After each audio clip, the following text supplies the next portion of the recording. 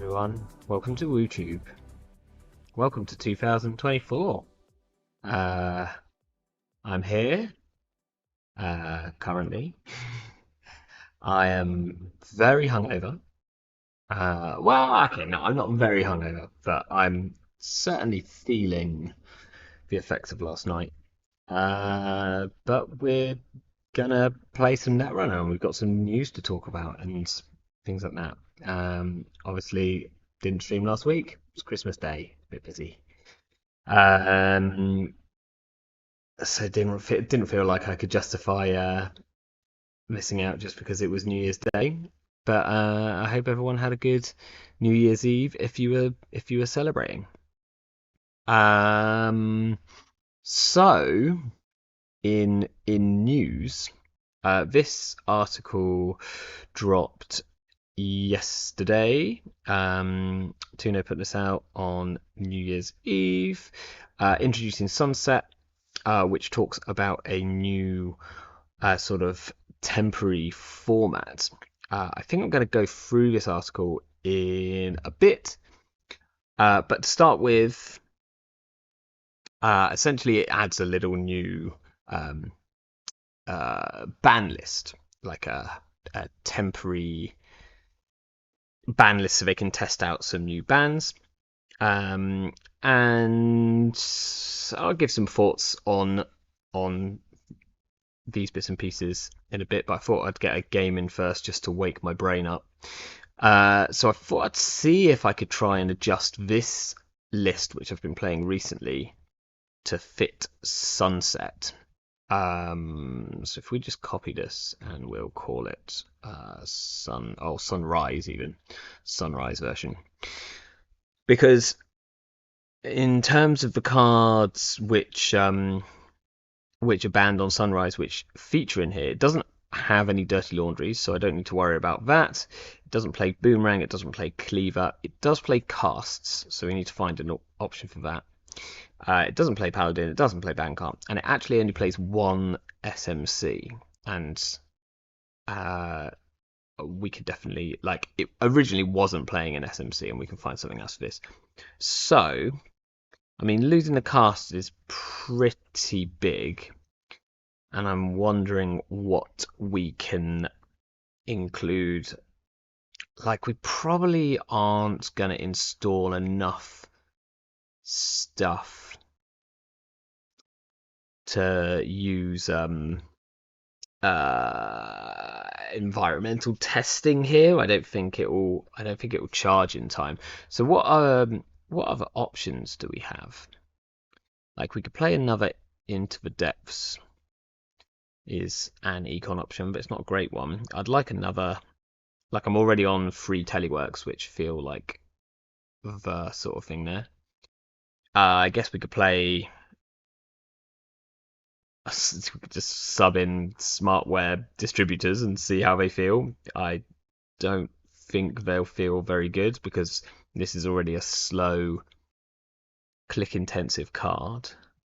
Let's see if we got any fun kind of options that we could stick in there.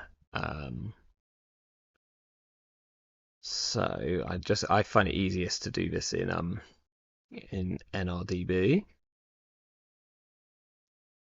And we'll just pull this up as if it's a new thing. So money-wise, collections, make sure that's on standard.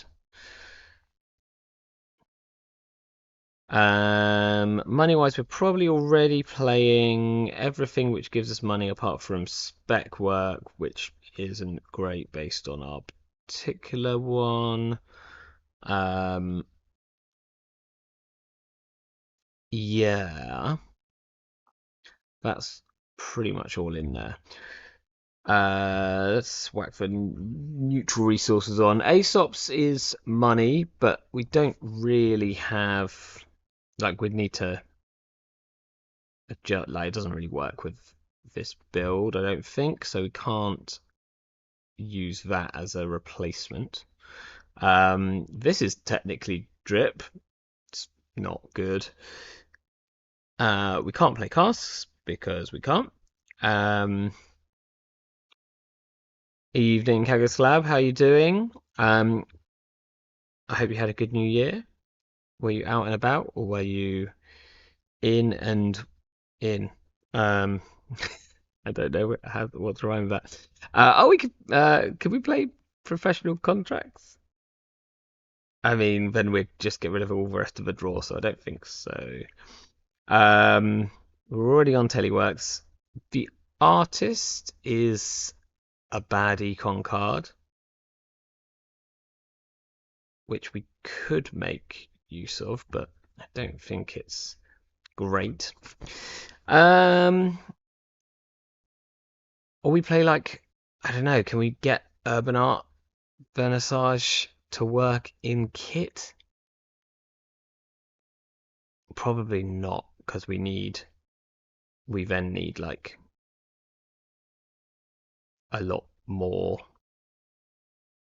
We'd need to like completely change the thing. Okay, so there's no straight replacement for. I mean, kind of obviously, there's no straight replacement, or not a good one, for daily casts. Jackpot's a bad card, right? Is this? Yeah, this is probably a bad card. Um, like I feel like environmental testing is the best option, and I don't think it is a good option. We could play. Do we play prepaid voice pads? We could do. That might be a way of like. Only it's probably not quite enough events. It's probably not enough events, is it?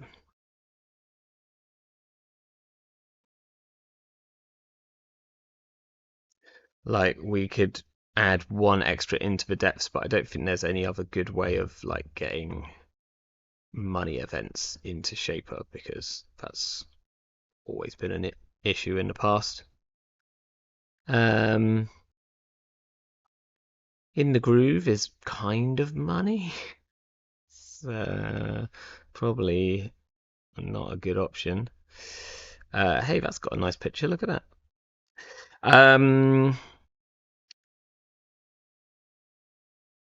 I don't want to play Spark of Inspiration in this particular build, I don't think, because we've got like Investigator is great to get down with a spark, but I've got a bunch of like zero cost things. Maybe we can play like more Kaya bands and try and use them as a like money option. Hmm. Hmm. This could be tricky. Um, is there any money that I'm missing from here? I'm already on 3 overclocks. I've got gambles. Can't play Dirty Laundry because that's been banned. Or in a new one. And then everything else is influence, and we don't have any influence to play with. Problematic. I kind of thought this deck would be fine to like just port across. Maybe we'd just see how it does when if it's like super poor. We could just put an extra,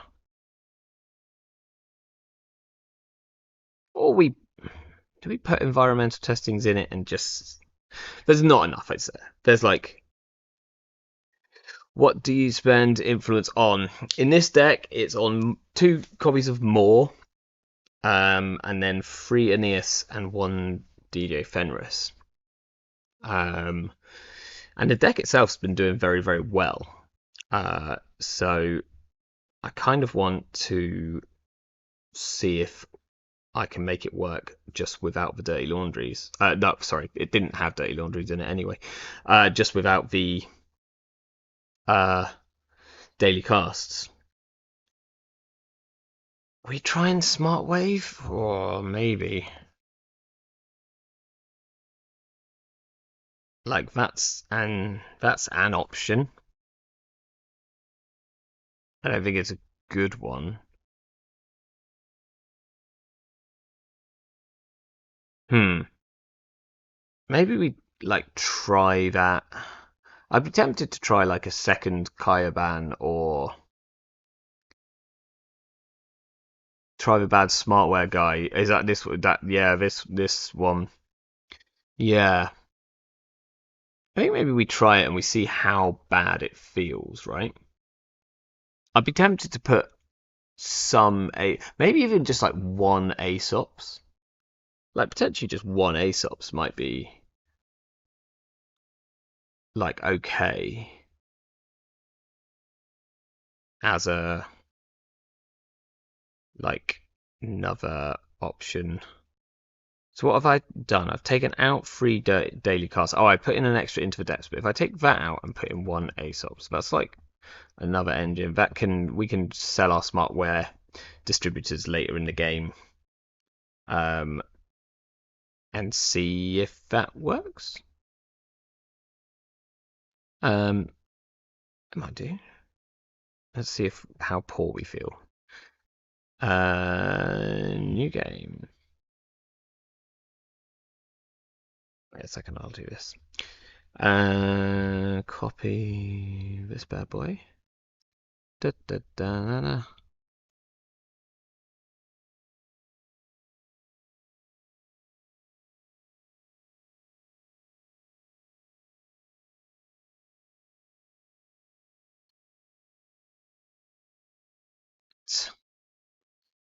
Runner.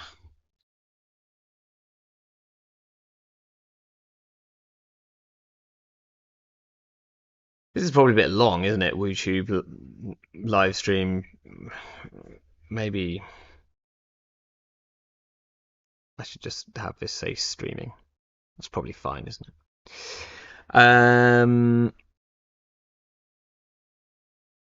There we go.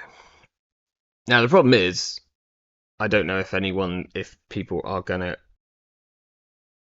A, have read this article yet, and B, have made Sunrise format decks if they have read it. So we could have a small wait here while we wait for someone to like join. No, wait, I want it over here now. But yeah, we'll see. We'll see. And then we'll play like a game, and then I'll go through what I think about this, 'cause it's pretty interesting. Like maybe gets more interesting the more I think about it, in terms of what it should do.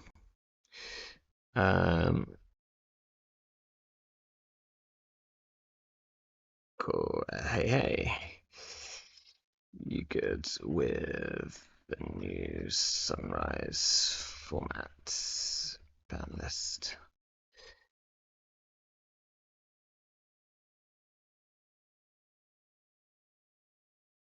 Ah, right. What I might do. Cool.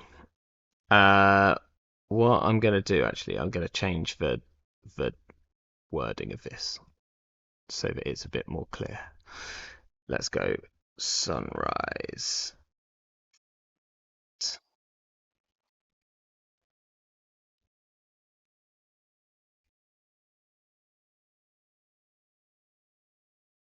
Boom.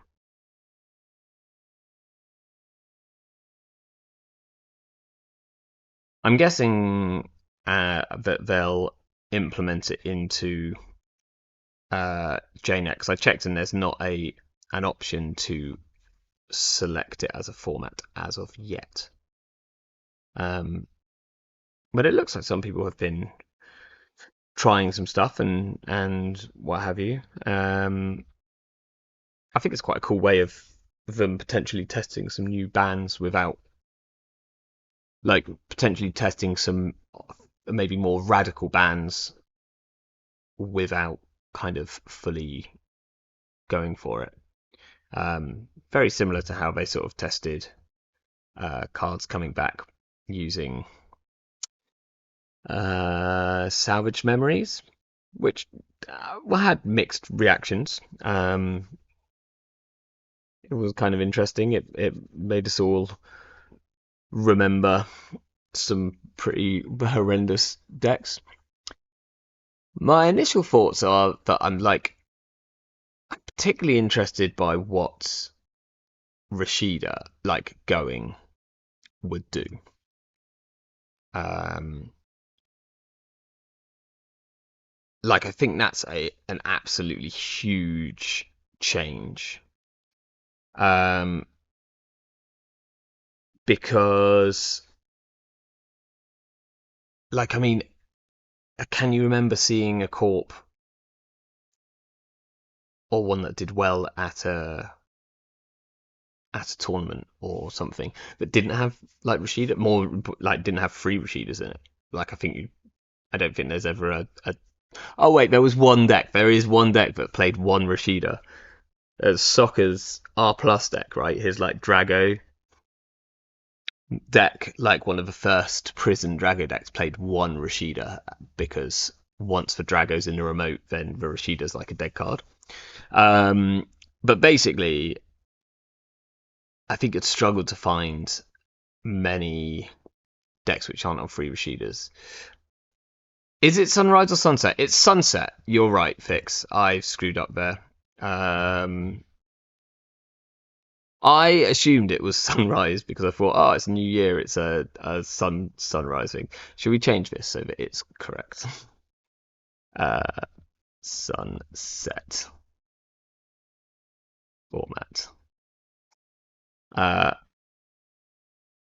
Soccer's Wells list also didn't run Rashida. Yes, true. Because he was on Water Walls instead. So Soccer apparently like doesn't need Rashida. Happy New Year, Fix. I'm also massively hungover, which is, or not massively hungover. I'm quite hungover, which might be explain why I can't even remember the name of the thing which I'm meant to be talking about. But there we go. Let's try and get it right. Uh, yes, sunset indeed. Yeah, so soccer. Um, this is a friend of the show. You all good with the sunset ban list?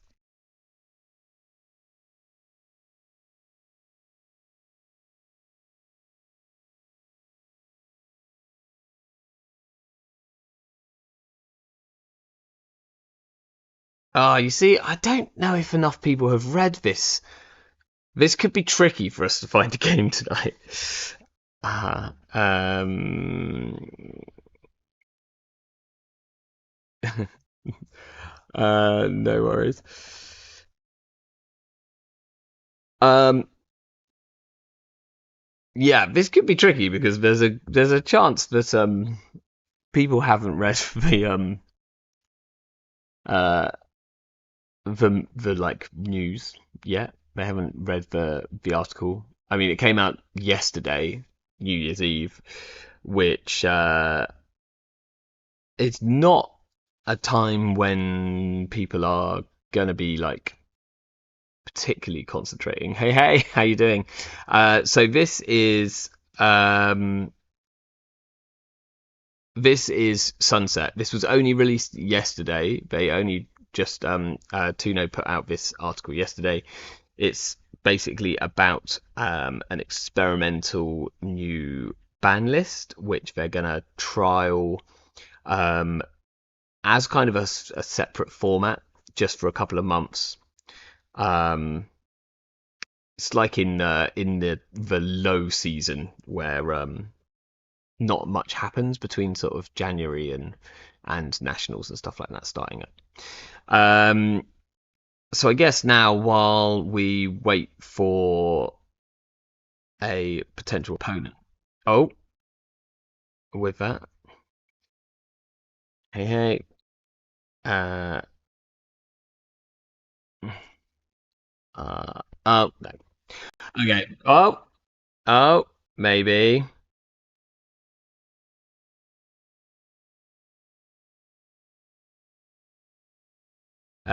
You good with the sunset format?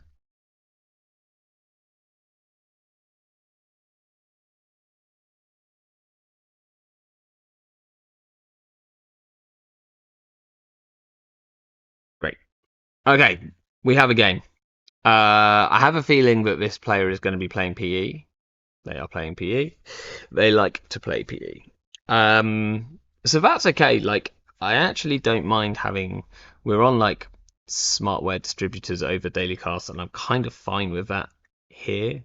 We can go a bit slower. This is a decent opening hand. I think I'm keeping that. It's got most of the money that we need to get going.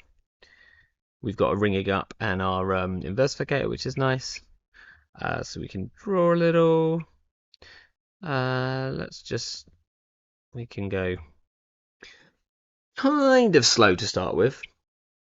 So big changes on the runner side is the banning of daily cast and dirty laundry. Why I wanted to try out this list because I was already not on dirty laundries on this in this list. Are we gonna play Aeneas in this game? Potentially. Let's just keep. That seems like. See, who needs daily casts? We've got like a ton of money. Okay.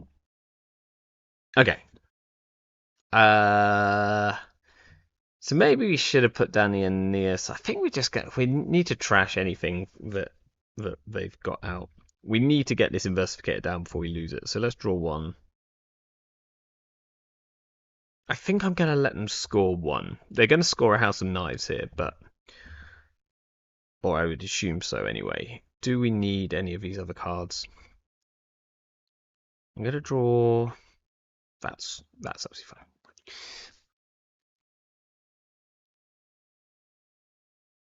Okay. Oh, a sting. Okay, that's actually potentially worse.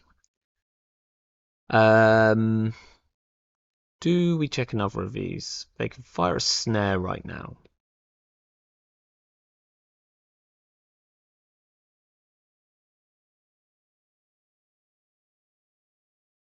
And they will. Don't think we check the other, so we'll draw two. And we will. Will we remove the tag? No, we can just keep drawing right now. Interesting. Okay.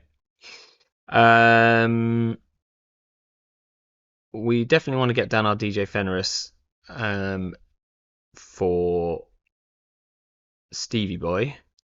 So let's draw Aesops. I don't think we're going to get any Aesops value this game. So we'll draw again. Gamble is nice.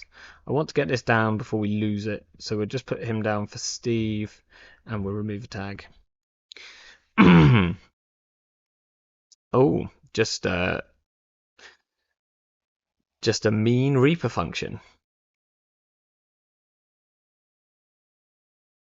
Ah, I was really hoping they wouldn't go up to that. Okay, so we know that this is probably a Hokusai grid. Most likely. We can draw two. Kind of want to get the more down.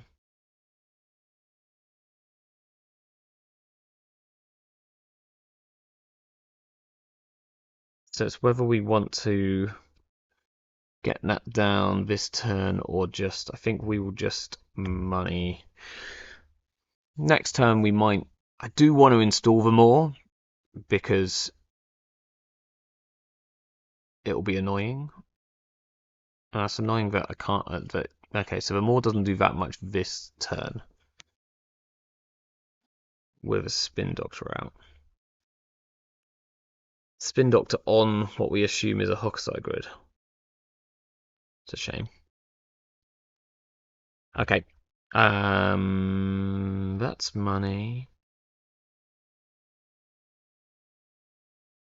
I think we'll. Let's see. Yeah, we'll go HQ.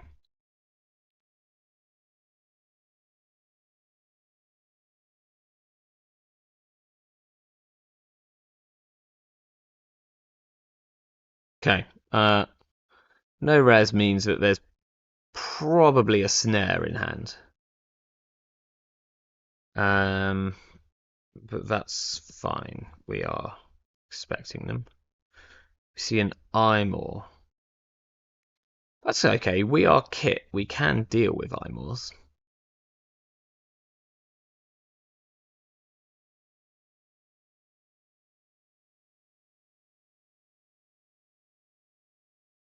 Oh, that's annoying.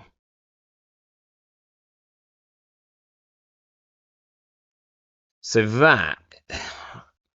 Okay, so we can potentially just avoid HQ. I think we have to go and get rid of this server.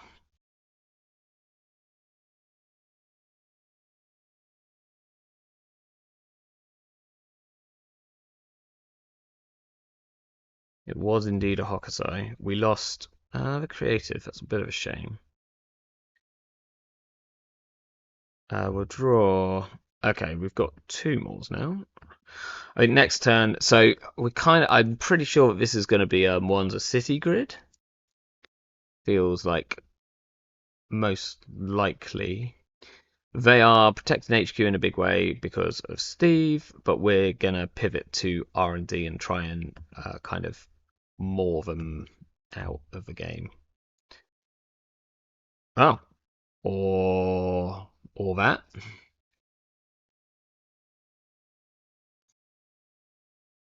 Okay. Fine. Yes, it happens. Right. I'm going to put up another game, and then while we wait for someone to join, we'll actually have a look and talk about this ban list a little bit. Sunset format.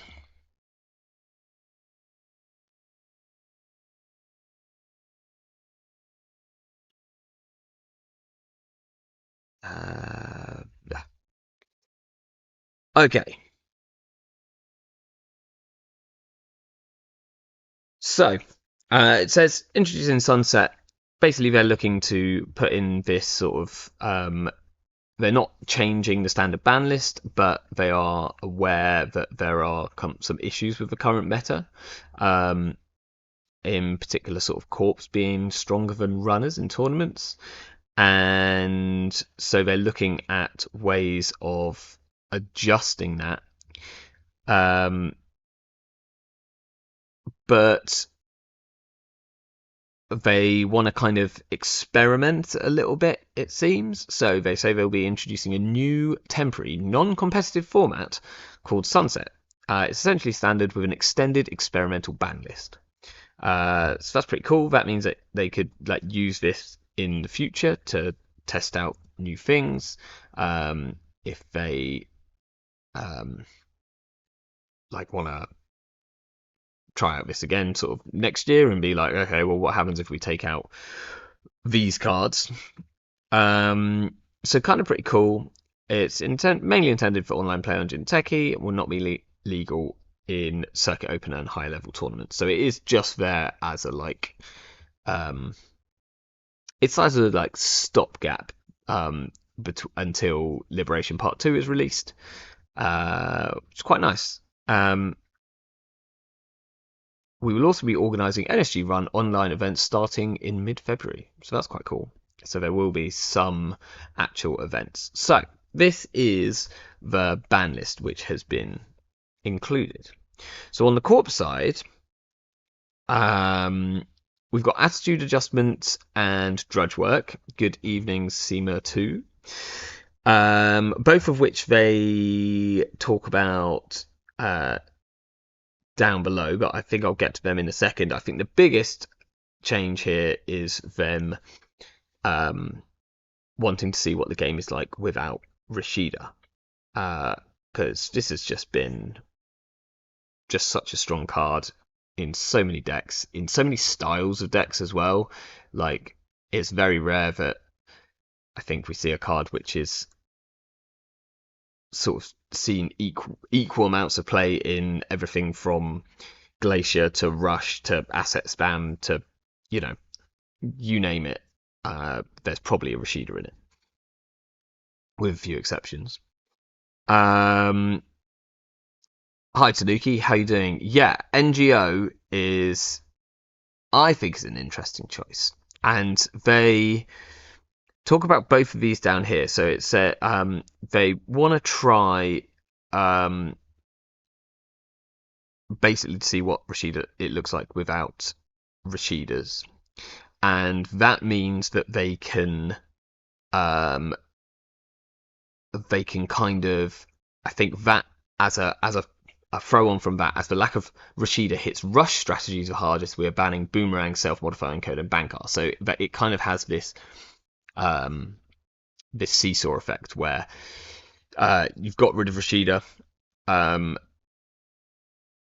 but that's also kind of made rush strategies a lot weaker. So to help rush strategies, they are saying, well, you're going to kind of have to find some actual breakers, or apparently Botulus, which is still completely fine. I guess Botulus has two sort of things to play around it.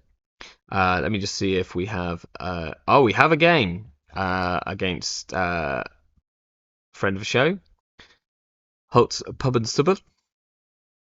Playing Sports Medal. Hey. Sports Medal with no Rashidas.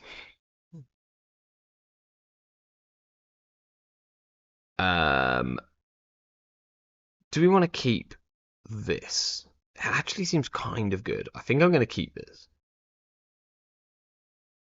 Because if they are looking to... Last time we played against them on stream, they rushed out behind like two pieces of ice.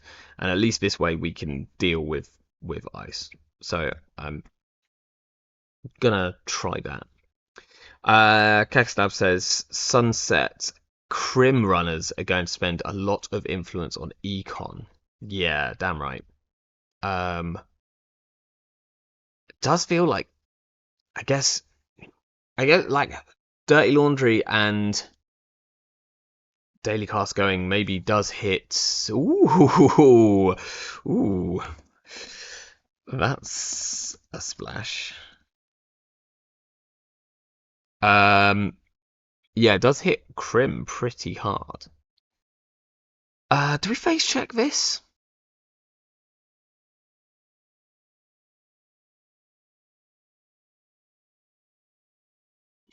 Gotta replace Rashida with something.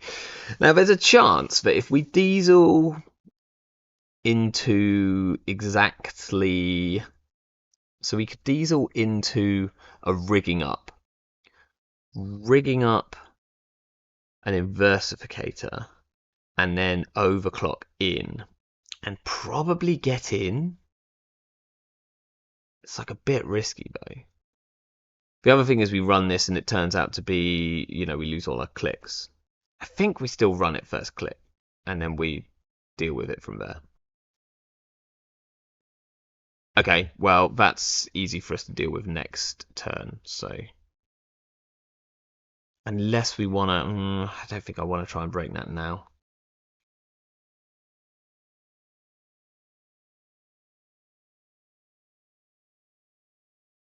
So the question is, do we diesel now? Because I think I want to... Yeah, we can diesel, and then we can install telework, hit telework. We've drawn all of our inversificators. So unfortunately, by throwing one of these out, it kind of shows that we've probably got an inversificator in hand.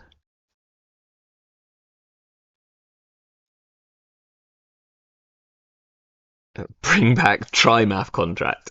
I think you might find Crim's playing red team, right? Like, I think if you don't... Ooh, this is getting spicy. If you are a Crim and you don't have access to Dirty Laundry, then red team actually becomes kind of good. Like, it works with Career Fair, which suddenly has less targets because you don't have daily casts. How much do we have to spend to get in here? This is possibly a Managarm. So we could just install Inversificator overclock.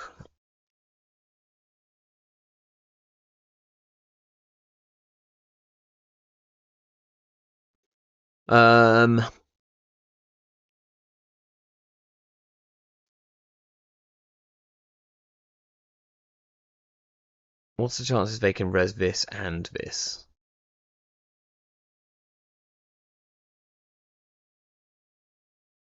The other thing would be to set up once more.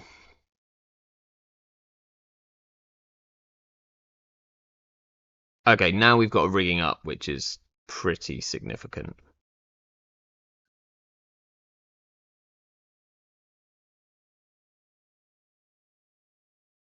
So I think we have to rigging up here so that we don't, like, I'm gonna have to just show this. I'm not gonna run it last click. I'll let them get one more tick of their daily quest, but next turn we will hit the telework and then we'll overclock in.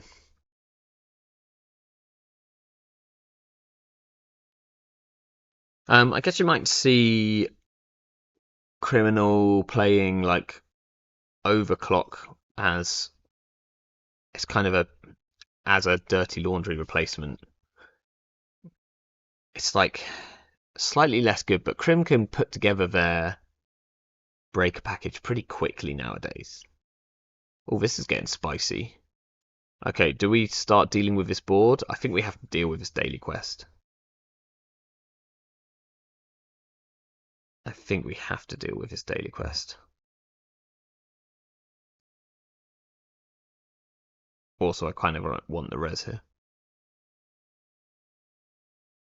I'm okay with Rashida, but leave my no. R plus is the best thing to go. Like I'm so I'm so happy that R plus is going, or like currently going. Yes, we will definitely swap draft. We'll swap it with this one. Um,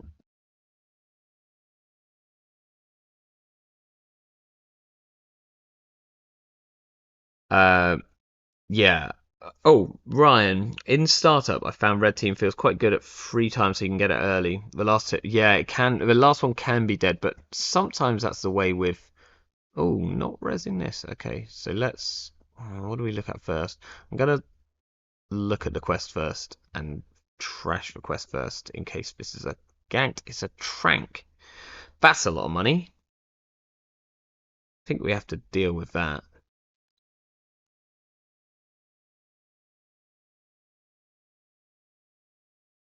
Um, yeah, and I can see that, and I think that's kind of okay.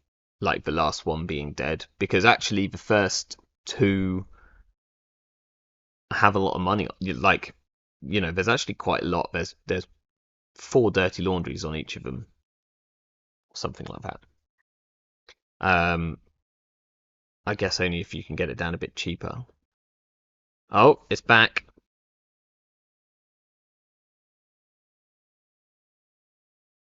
Luckily, shouldn't be a problem to get into. I could diesel for an overclock. Don't get one, but we do get a gamble. I think we go gamble Parisia and then go in for it.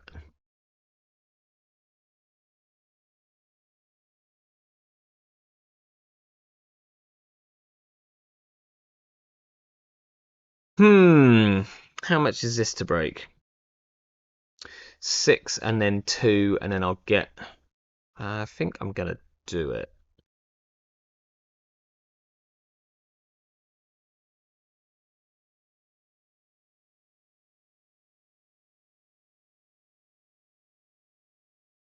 Yeah, I think it's just about worth it because we get. I'm not gonna swap.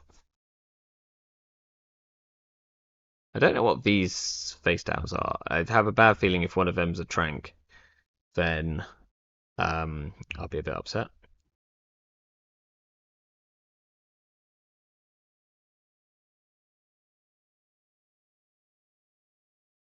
But I have a feeling they're at genders.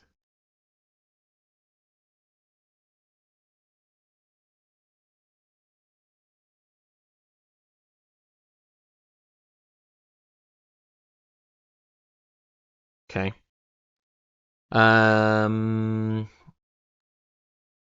Forcing me to check at least one of these. Let's see what we get off this.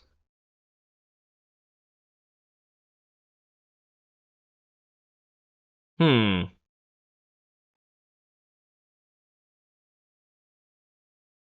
Uh, I think we check server 3.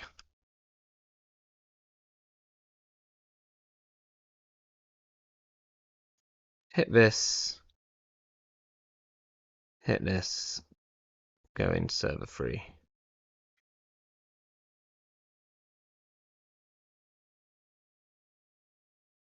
And no, we'll leave it where it is.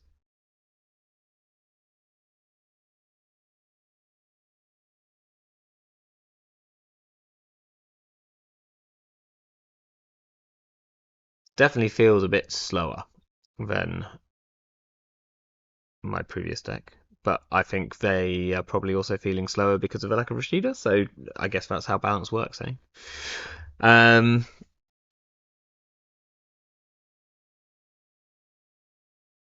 so now the interesting thing is like, are we playing this smart where I don't feel like I'm ever gonna have the clicks to put that down, and like I don't know.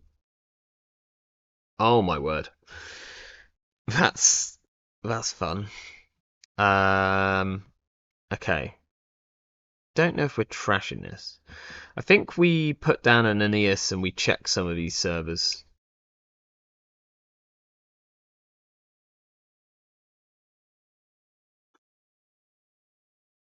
That's a shame. What deck are you playing? So I'm playing. I'll flash up the deck list in a second, but essentially it's an investigator kit. Yeah, these were just all agendas, giving them a ton of money. Am I going in trashing this tiered subscription? Cost me 1 credit to do it, or I go in here or here. I think I just run and get rid of the tiered subscription. Probably not worth it. I think I should just check so too. So the adjustment I chose this to kind of tweak because it didn't have dirty laundries in it anyway, so I didn't have to take dirty laundries out. I had to take daily casts out, and we've kind of replaced them with smartware distributors and put one ASOPs in so that we can sell the smartwares. Ouch. Was that the one that was out? Oh no, that was oh, they played a bass. Oh, sick. Where was the bass? I needed to trash that. Do I need to go and trash this wage workers? I'm unsure. Um, I think I definitely want to go and check out what's in server 3. So let's do this. We'll go server 3.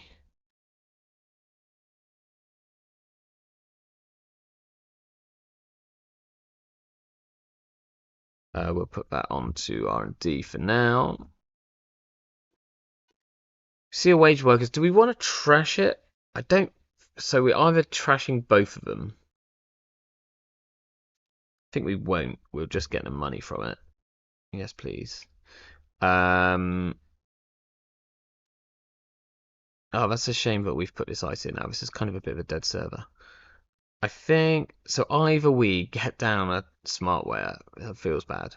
I think we run and check HQ in case we can get some Parisia value in here.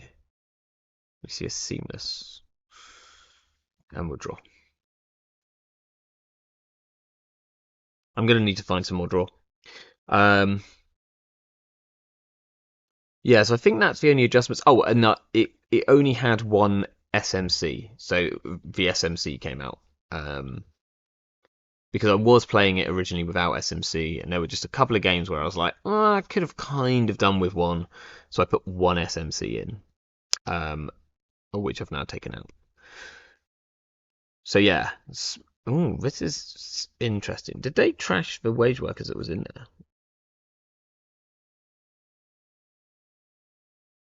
No, they're just icing that one up. Okay, fine. We might want to move this gatekeeper onto R&D so that at some point we can start being really rude with a conduit. Let's draw. That's good. We'll just go that. Do we want to click it? I think I might get the ASOPs down just so that I've got access to money if needed. It's probably better than going smartware, click smartware, right? Uh, no, we put these in the deck. We're gonna we're gonna play it. We're gonna do it and see how bad it feels.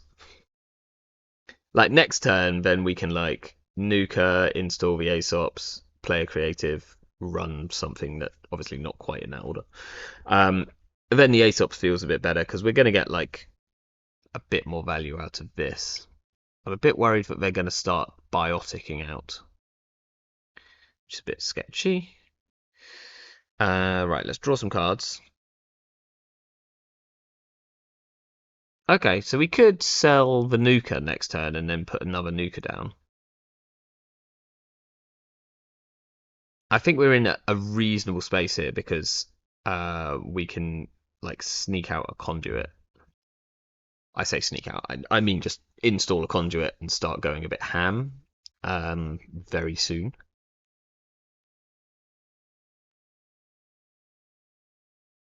I guess they are threatening to win like quite quickly because with biotic and wage workers they can do some pretty nutty things. Let's see where they go with this. Okay. I think we can sell the nuker because we've got another nuker in hand. So let's do the smartware. We'll ASOPs this. We're gonna run server free first click. Is there anything else that we want? We'd love to draw into the depths, but that requires 2 clicks first. Maybe that's worth it. Do this, then we'll find an overclock or an into the depths, which we don't. We could put down the Kaioban and then run. It's kind of fun.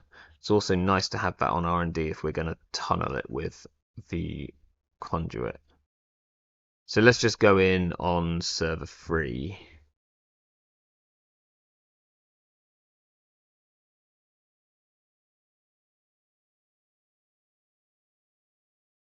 And then we'll see where we get to. Okay, no res.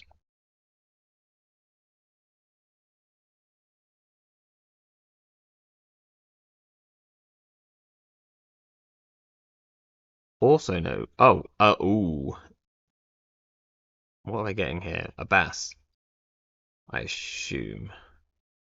We're going to have a click left, right? Unless this is an Ikawa,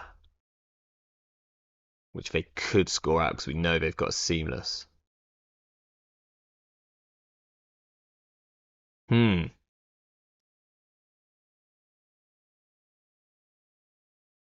Oh, sure. So they bosh. So I don't know if that was a misclick that they didn't want to res. That's interesting if they didn't want to res. Maybe they just selected the wrong card. Then they want it down. The daily casts, or daily quests even, make me think they might be like on a big deal kind of plan. So this is a code gate. Where are we gonna move this to?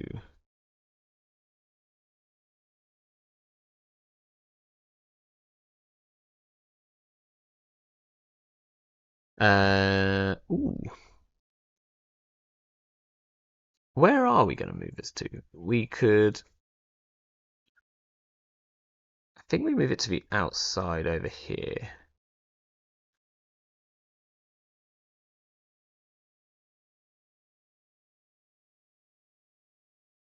Or we move it to the outside here.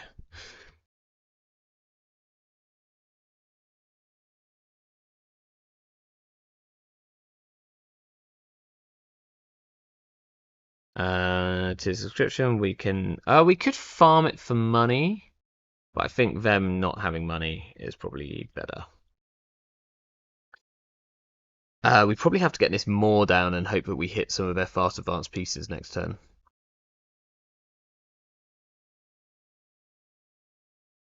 Are we selling the smartware distributor?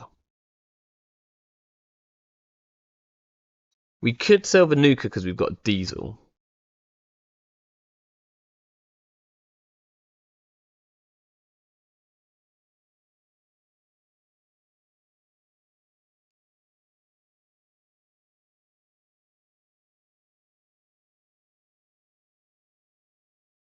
Okay, this is interesting.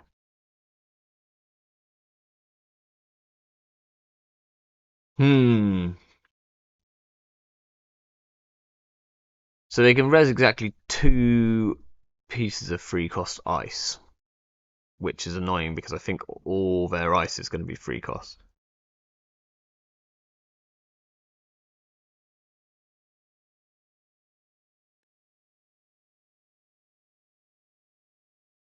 So maybe we need to find...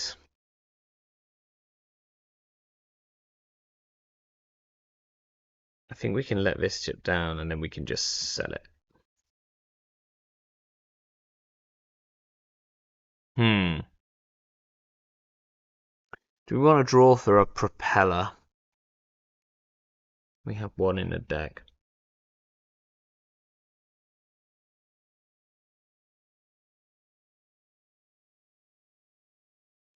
Or we go like more conduit, run R&D. Or more conduit, Kayaban, run R&D. And we try and just close out.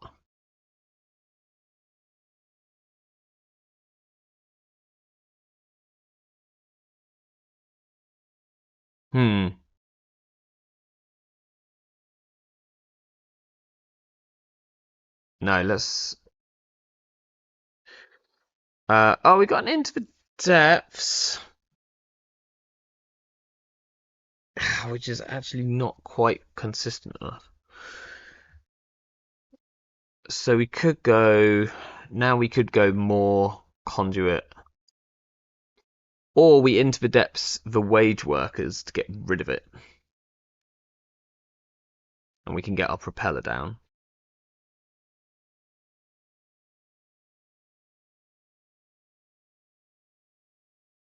Maybe that's worth it. And then we can move one of these gatekeepers to like here. To R&D so that we can be a bit annoying there, or maybe to the inside of this server. I think once we've got our propeller, we're not scared about this, so I think we move it over here. So let's Into the Depth server 1.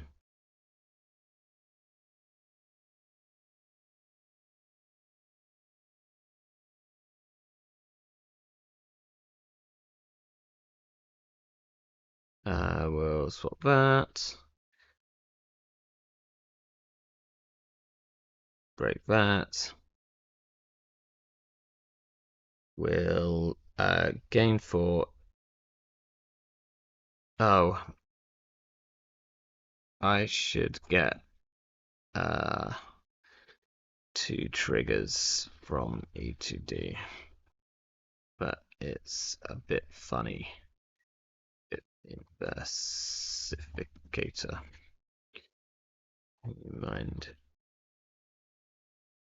I know what I did. I know what I did wrong. You have to do the Into the Depths trigger first. What is this? Hello. So, Essel Thornborough. There was an article put out yesterday, which, as it was put out on New Year's Eve, I think a fair few people might have missed. With a new format. It's more of like an experimental ban list essentially, which Nisei want to not Nisei, sorry, Null Signal want to try for the next couple of months. We get to game 4, install a program for Stack. We'll get rid of this. And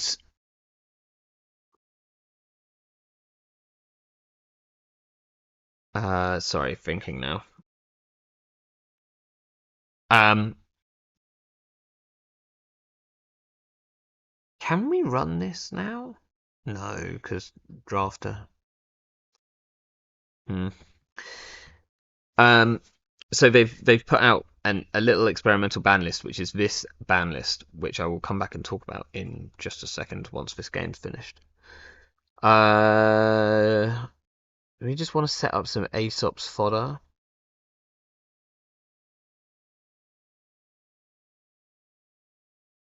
I think so.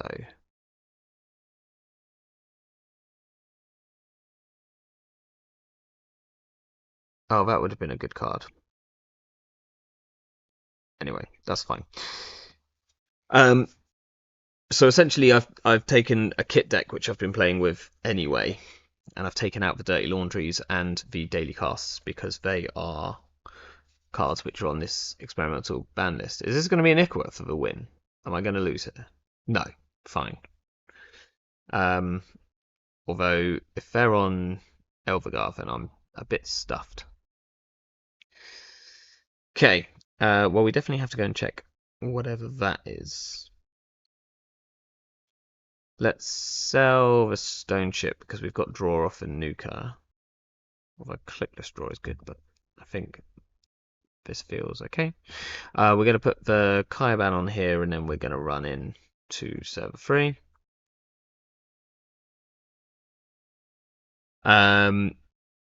Oh, this card. Which card? Oh, this card game. Sorry. This is called Netrunner. It's a 2-player game. Where you play what's the correct word? Someone give me the correct word. But you're playing with 2 different sets of cards. I will go back to saying that I am a little bit hungover today, so you might have to excuse me a tiny bit for not being particularly great at my explanations. I'm going to do the Kaiban, then I'm going to swap this here. But yeah, we're basically playing as like a hacker, I guess is the best way to describe us. What did they install? They installed a bass, so we have to go and get rid of that as well. That's a shame. This one.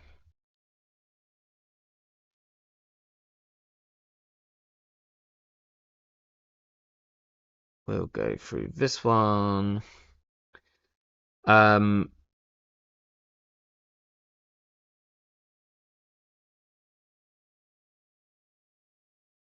oh, I can't currently run this server. That's a massive issue.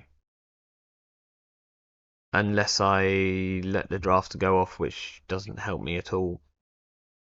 Actually, weirdly, I might have to. They are now at 7 points. So I'm a bit boned either way, I think. I probably needed to swap the ablative with the drafter. Now that I think about it.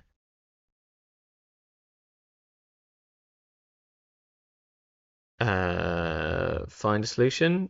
Not found a solution.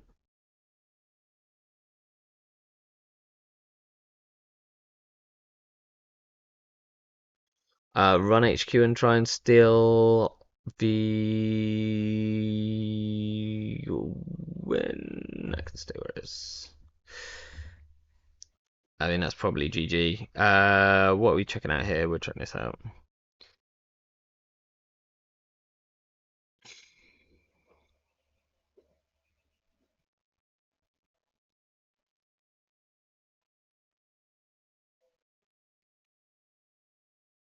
Oh, it's not game yet, but it could be now.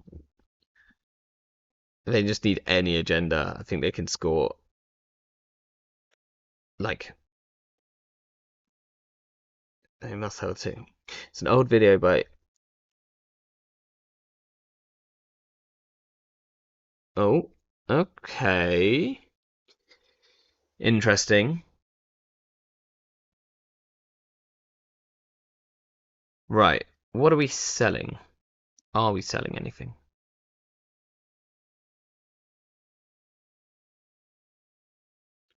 We probably have to go in and check whatever that is. Although, if it was, I guess if it was a 4-2,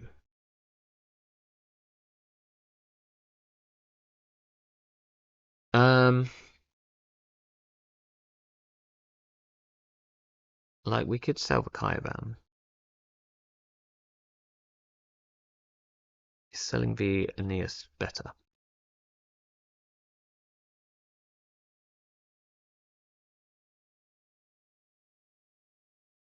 Yeah, sure. Why not? Let's run server 3.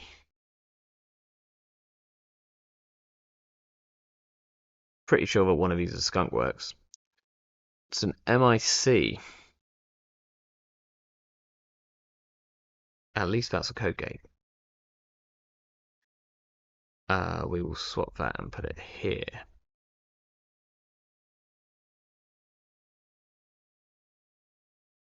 We'll break this. We'll break this.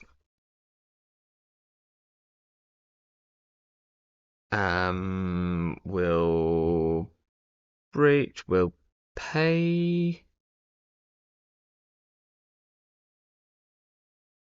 for 5. Access this. That can stay.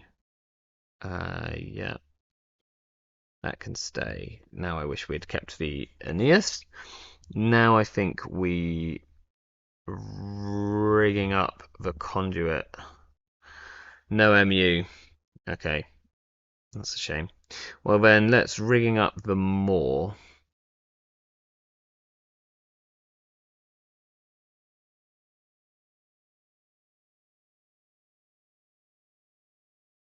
And we'll... Oh, but this isn't going to trigger.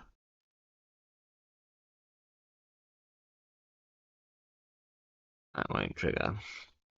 Sad times.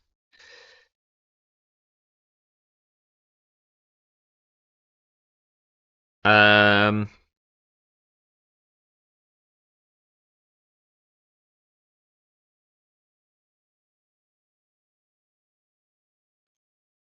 We'll draw. That's interesting.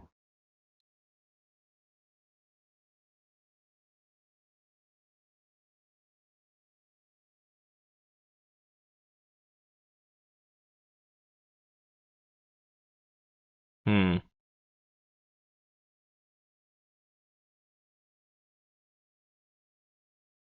Just, I mean, I don't really want to steal an agenda right now is the problem. Oh, we'll trash that though. And then we'll just put down a simul chip because we're gonna probably need to we're gonna need to trash and reinstall our propeller at some point quite soon.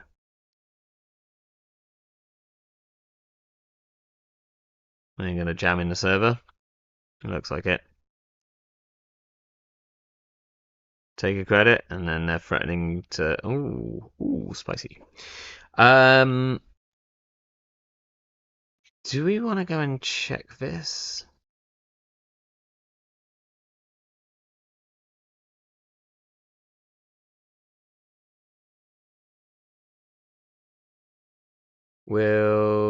No, we won't. So we'll trash that. I think we're rigging up. Do we just go conduit now?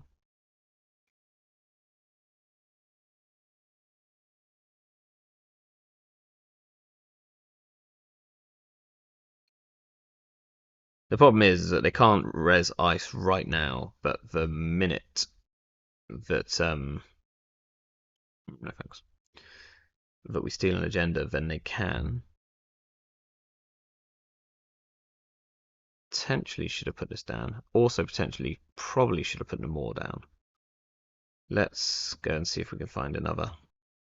I'll see another even.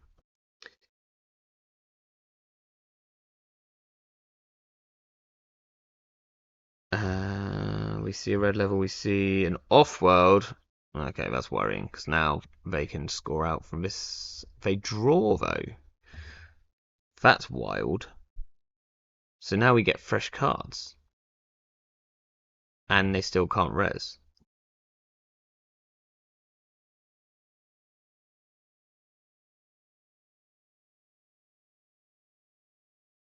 Interesting. Okay, we see a drafter, greasing the palm, daily quest. We will trash that, or do we just take the money off it? Get Parisia value. I'm going to trash it. Hopefully, if they don't win this turn, which I think they might do, I feel like this is going to be seamless out for a win. But I think we can get a pretty deep dig next turn.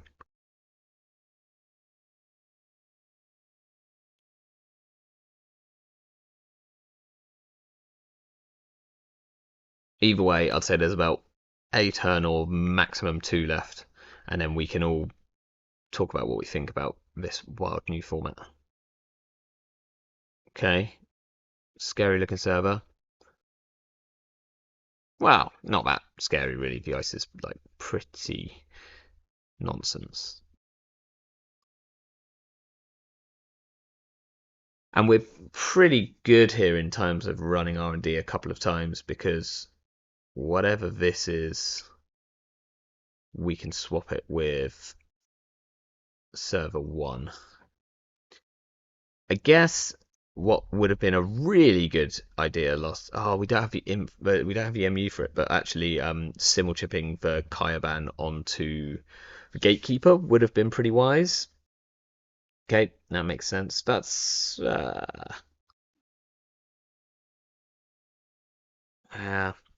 that's actually like quite a good use of a Managarm here.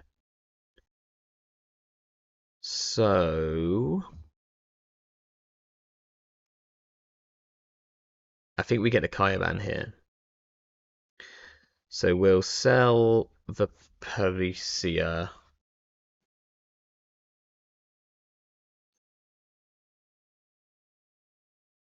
We'll conduit in here.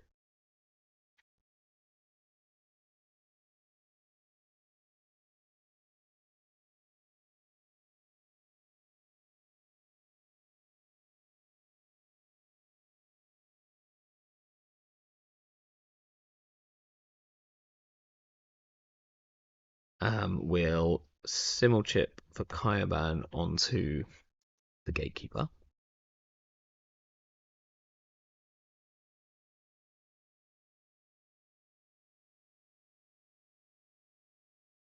We don't want to swap it.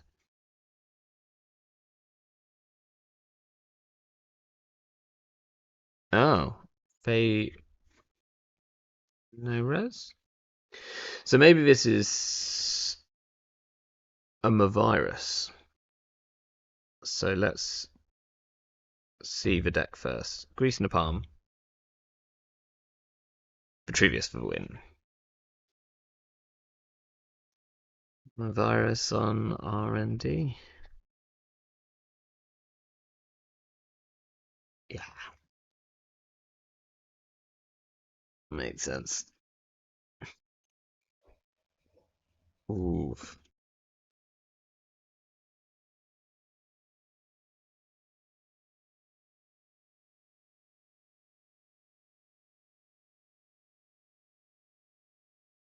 Close game.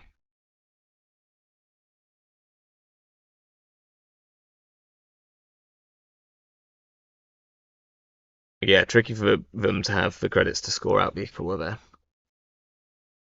And probably the only agenda in their deck which they didn't have. Does indeed. Does indeed.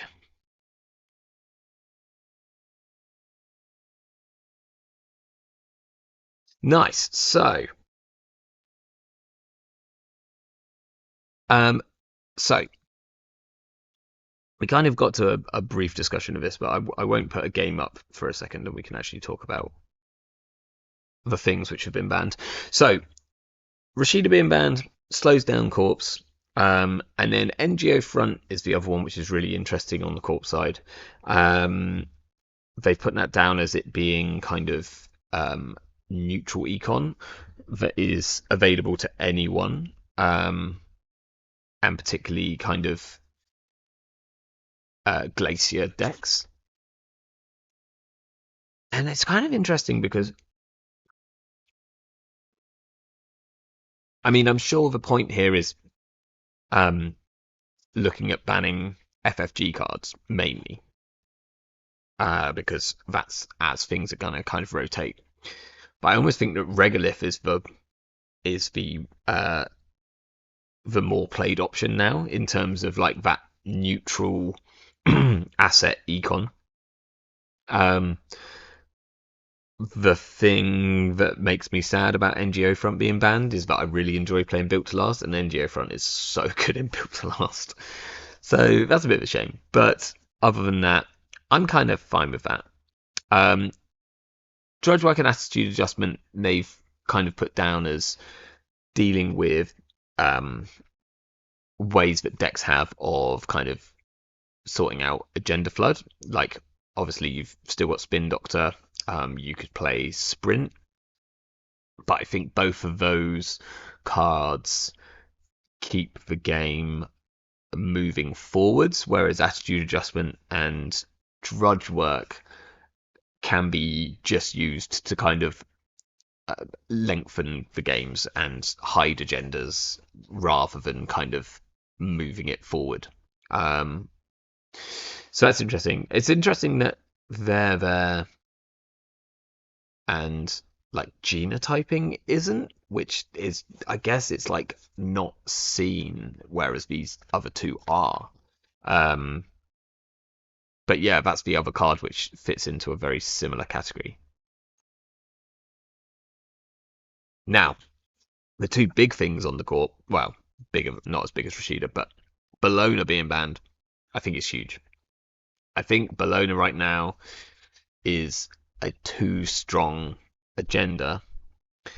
Oh yeah, mitosis decks are trash now without NGO Front. Hadn't considered that. Oh, that's a shame. I like mitosis decks. I mean, I don't like playing against them, but I like making them. Bologna just feels a bit too strong with Oppo research being a thing, because rushing out an early Bologna just is very, it's great for the corp, it's pretty terrible for the runner. So I can see that, like, I feel like this agenda is just a little too ahead of the curve. It's always been very strong, but I think Oppo research has made it more strong.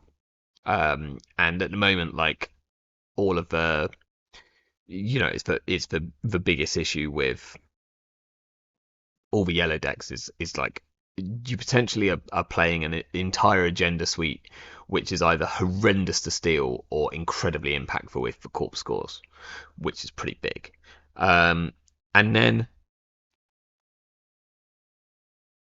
R plus being banned, which I gotta say I'm down with it. R plus really, really tilts me at the moment. I go up against R plus games and I can already feel it just from the start.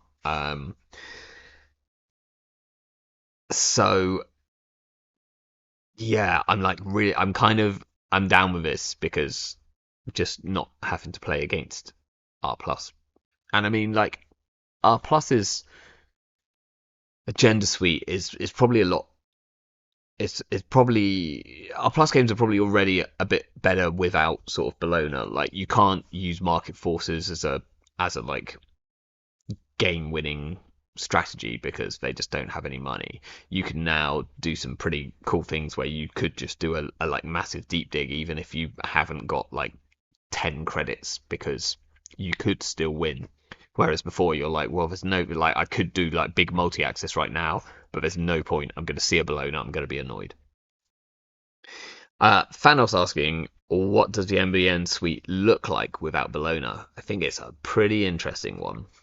I think that as Mari re-education decks can just play send a message, and like obviously it's not as good, but they could still be doing their like I'm gonna try and do a neurospike on you on turn 4.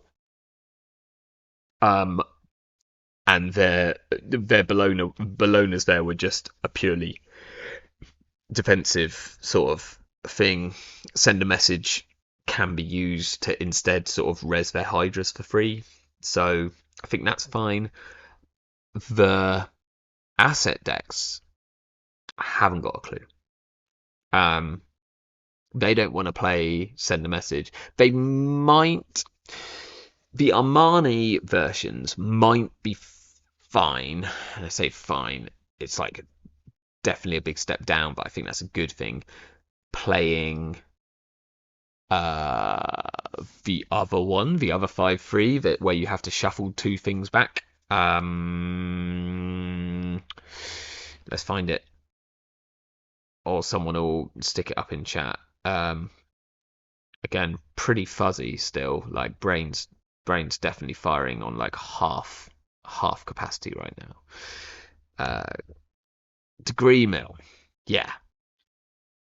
So they might play degree mill instead, because the decks which are running like Armani, Crypto Crash, and they're like forcing you to, like, they're shuffling back or uninstalling half of the cards which you install, could actually probably get pretty good benefit off of this. Like, you often don't have a ton of stuff, installed. So I think this would be okay. It's obviously not going to be as good as Bologna, but it still could be quite annoying. And for certain decks which are not like, for Esser decks, this could be almost just as bad. Like, Esser doesn't want to shuffle back many of the things that they install. Exactly what an Esser deck looks like after this, like during Sunset, I don't know. So that's pretty big. It's pretty big for the yellow faction, which I think is currently the strongest faction as it is. Like, they've had 3 cards in faction banned, and sorry, bless me.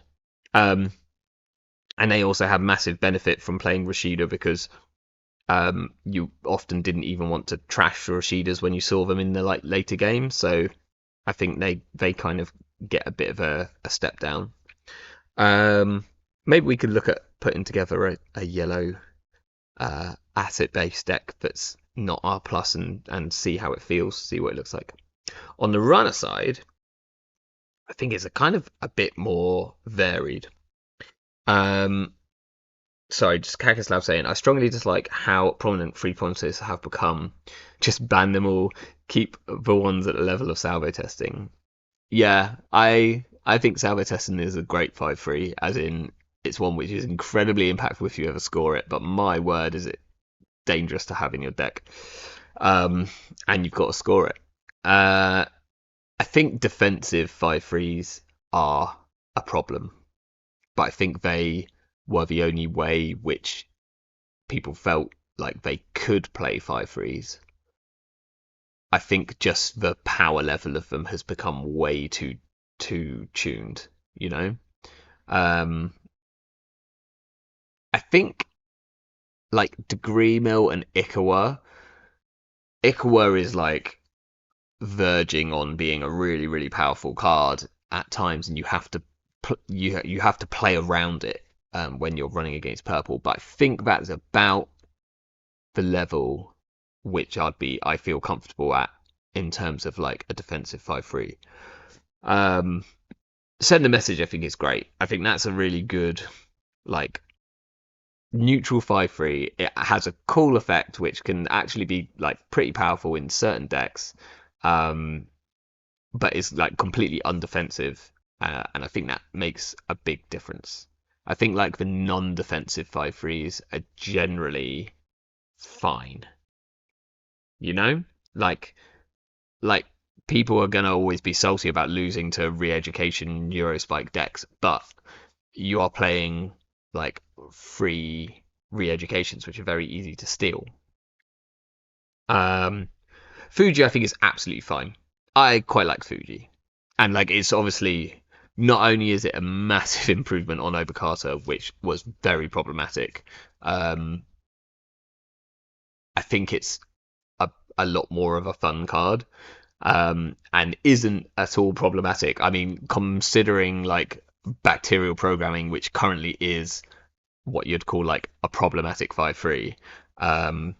It's very fun. It's a great 5/3. It does some pretty nutty things right now, but that's the issue. That's the card that decks are playing free of over Fuji. Fuji is absolutely fine, I think. Um, but yeah, I also think 5/3s are, they do lead towards decks with very low agenda densities, which obviously is like the best thing for a sort of a kill deck to be playing, like one that's not looking to score out at all. I like powerful agendas which do powerful things on score, um, because I think that's a really good way of having like good alternative win cons and other win cons, whilst them still being quite sort of susceptible. Like I like 4/2s like armed intimidation and things along those lines. Um, you've got to put it in your deck. You've got to score it out. But if you do score it out, then it's going to do something really, really cool. Happy New Year's, yeah. How you doing? Um, it feels like MBN hasn't played a fair yellow 3-pointer since GFI was printed. Yeah, probably true. Um, Puppet Master was fair, but no one played it, right? Like no one ever scored. Like that was a classic. Like you couldn't build a deck around scoring a 5/3 and then getting a counter. You can turn it into a uh, an ID though, apparently. Let's look at this runner side. This is kind of a bit nuts. So they've taken away three, like one from each faction. They've taken away some of the early like pressure tools. Boomerang, a very like pretty sort of powerful card, and which has come back. Like I think Boomerang sort of disappeared when Botulus came out, and then Botulus became such a problem that people had to start playing around Botulus, and all of a sudden, Boomerang's back in favor. Was GFI fair is an interesting question, and I don't know if it's one that I could get into. Um,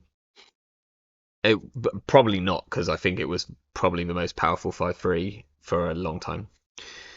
Bankar is probably a good thing to test a ban around. I think Bankar is still incredibly strong, even without the bin breakers in the game and things like that. Everyone thought Bankar would go away once the bin breakers went, but it kind of didn't. It's still, you can still play Bankar decks. He's still incredibly powerful. He is the best like early pressure tool that Anarchs have, but they do have other ones as well. Like they can also still play Botchus. SMC going is interesting, because I think there's lots of other options for shapers right now. Like you could be on like Spark of Inspiration. You could just play like a ton of draw. Shaper's got so much draw, so you can just play a ton of draw and then like rig up your things out of hand. We could see like Compile come back. I do like Compile. It's very, very fun.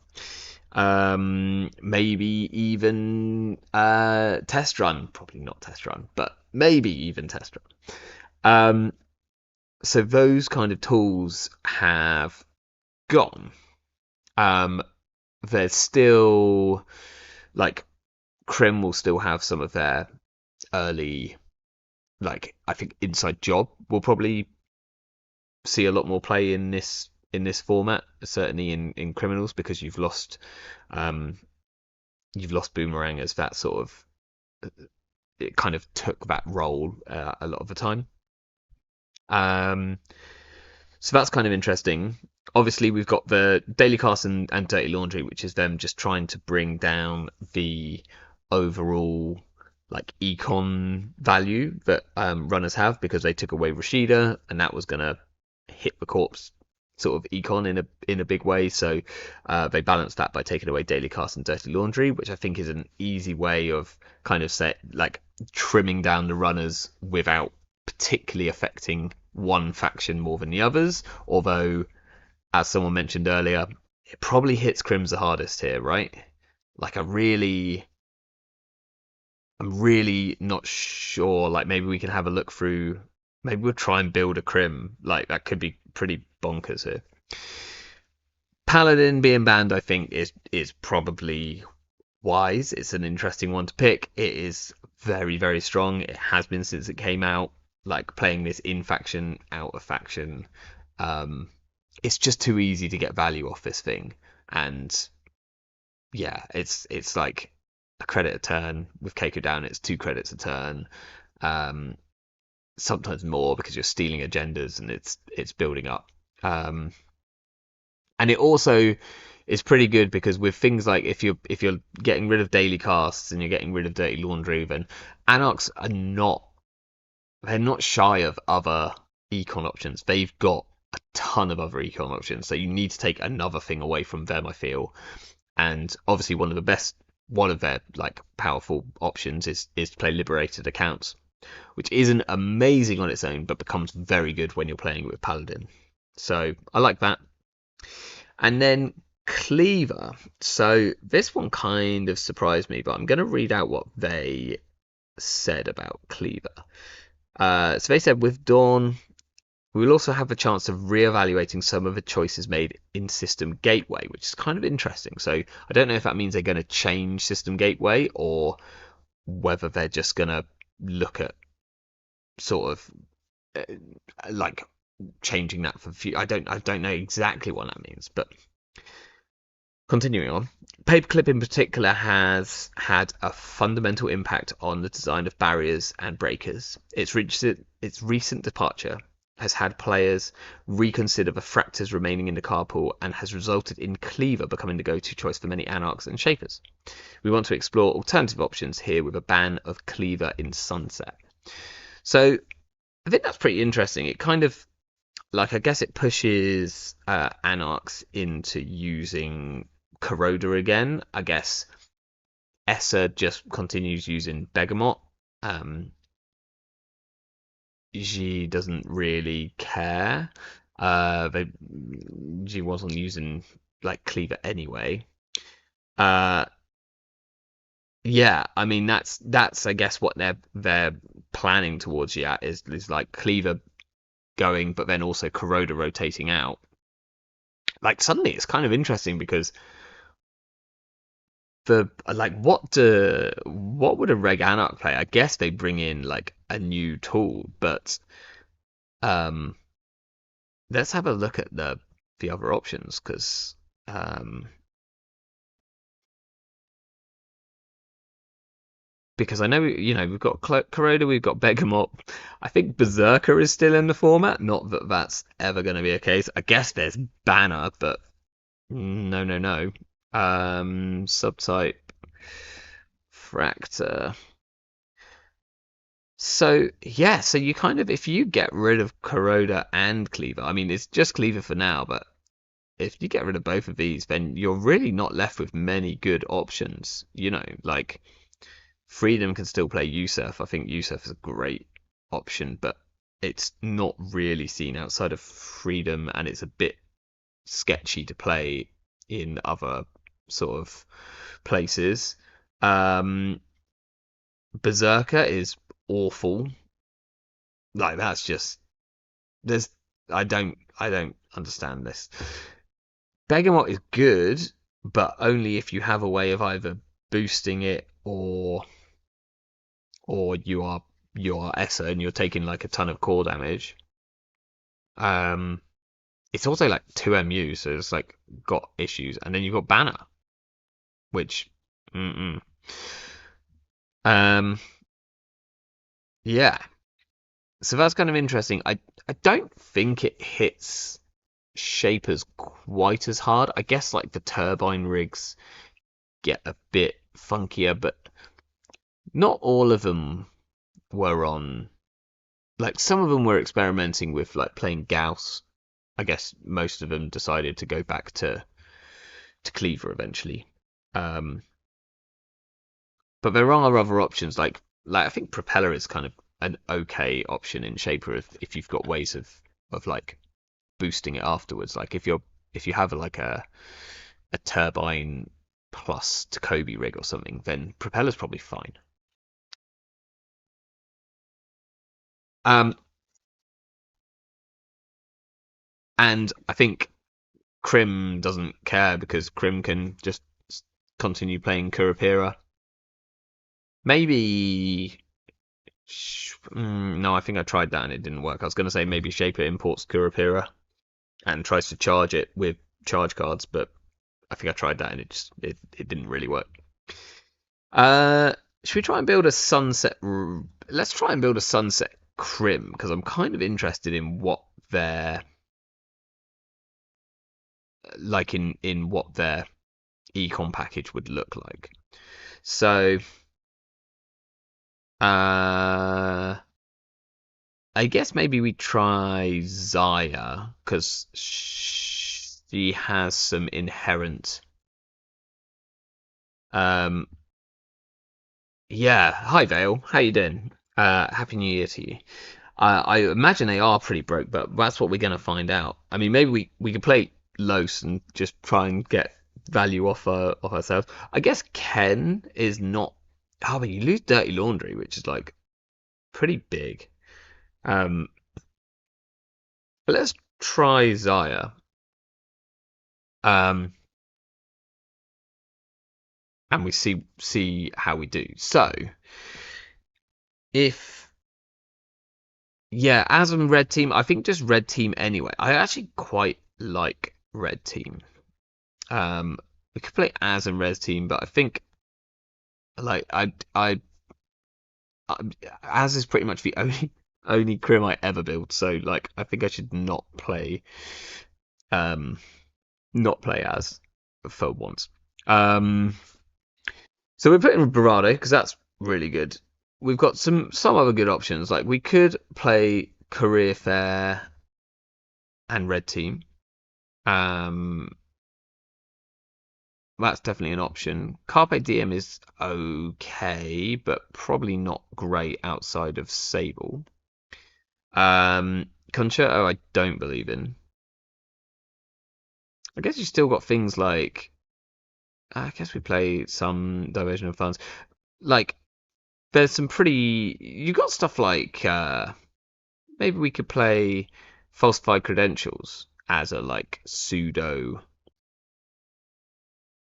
Yeah, losing cast as a career fair target is rough. So like I want to work out if there is options because we're still gonna like if we're playing free red team, we're playing like two Earthrise, two class acts. That's still like a reasonable amount, right? Um, Falsified is an option. Hop shoot's a cool option, but probably not going to happen. We probably need some inside jobs because we've lost our boomerangs. So I'm going to put that in for now. Um, I'll pop a pinhole thread in there just so that I don't forget to not put one in at all. This is also a card. Tread Lightly is a card which is a fun like alternative to boomerang. It's like very different to it, but I think this card like feels like it should see a little bit more play. Boomerang might be important here. It might be, but we can't play it. Or is that what you're saying? Is in the losing boomerang? So Debbie's money. Like this is an option for like a money card, which we could play if we're playing enough run events, which right now we are not even close. I guess Debbie gets this is a classic like this is a card which gets really hurt by us losing Dirty Laundries because that was just free instant that was a very easy include. Let's see if we've got enough career fair targets. If we were going to do like career fair stuff, oh, I forgot to put on neutral. We can't play casts. Ephemeris doesn't really get us anything apart from, what does it get us as a criminal? It only gets us Petzel, right? Still need some multi-access for Zaya. Oh, so here's where we can, like, career fair can work, because we can also play twinning, right? So if we do twinning and we do Shezva,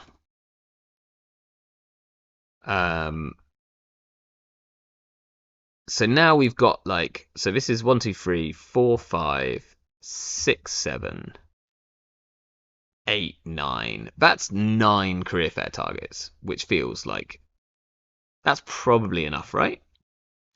Penny Shaver or Hermes? I think it's Hermes because I think it's. I think we play Hermes just because it's more fun. Like, the correct call might be Penny Shaver, but it's kind of proven that Hermes is proven to be pretty decent. We probably want at least a Miss Bones, and we can get vague career fair value off Miss Bones as well. Now, I guess we've lost the like paladin part of the resource package here, which was a really good way of charging up the twinning without sort of having to make runs or use Shezva. So we could play. I don't think we can play Debbie unless we have somehow a load of other stuff coming from somewhere. Miss Bones is like a weaker target. Yeah. It's like if we happen to draw it. Oh, we can still play Sure Gambles. That's worth it. Look at this. This is the free top card suggestions. So I think that like sums up the fact that we're being kind of fixed pretty well. Are we playing any of the other companions? Do we play like Mystic? Like I don't really like. Is it a good use of influence? It's probably fine, right? What's our breaker package? Oh, I'll tell you. So if we really want career fair value, I kind of like Ice Carver right now as an option because then we can play Carmen and I won't feel awful about playing Carmen. So we can play like Carmen, Buzzsaw. Oh yeah, we're Zaya, so we probably should play a Docklands.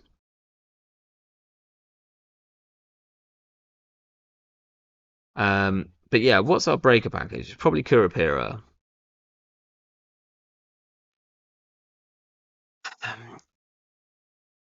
It's a good question, Kagoslab, and it's the thing is I always feel fine about putting a Mystic down, but I always feel quite bad about putting a prepaid voice pad down. We can always import liberated accounts. That is actually a pretty decent shout. Have we got any way? Like that would be even better if we had something like Paladin, but we don't. We don't have any way apart from career fair of putting down a liberated accounts cheaper, do we? I think we've actually got we've got a good amount of career fair targets. I'm going to add 1 liberated accounts, which we can always take out. I kind of like something like a Mystic or something else which is going to charge our twinning. What if we just played like 2 of these instead? Buyer. Oh yeah, I do like buyer bands a lot.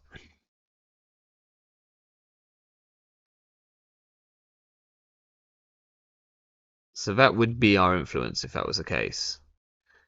Credit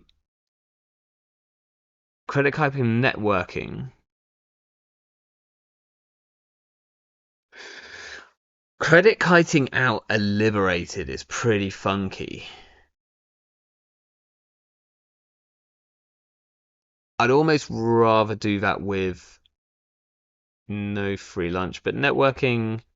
Well, we're not playing against as much R plus, so like I think networking loses its value a little bit because we're not like we don't have to deal with R plus, right? I definitely need to sort out this breaker suite. So if we're playing Carmen or we play Echelon, if we play Carmen, I need like at least I need a way um of not making this suck against uh not making it suck against drafter. So it's either playing a leech, two leech, or instead of liberated, but then we can't fit the Shesvas in. And I think the Shesva is really important because of twinning reasons. So I'd be tempted to almost play. I guess we could play a single Mystic, but I do want to see it quite early. Like this has got currently Mystic has got this is great, this is great, this is okay, this is okay, this is great, this is okay, this is amazing. That's like a good amount of Mystic value. I feel quite good about the Mystic. I think we can drop the liberated accounts if we feel happy about dropping the liberated accounts and adding either one leech. So we could go like leech and then a. Oh, we're gonna need a couple of mutual favors. I feel because we're gonna have to get our shit down quickly. Um, what are we playing as? So we could go like a leech and a buzzsaw.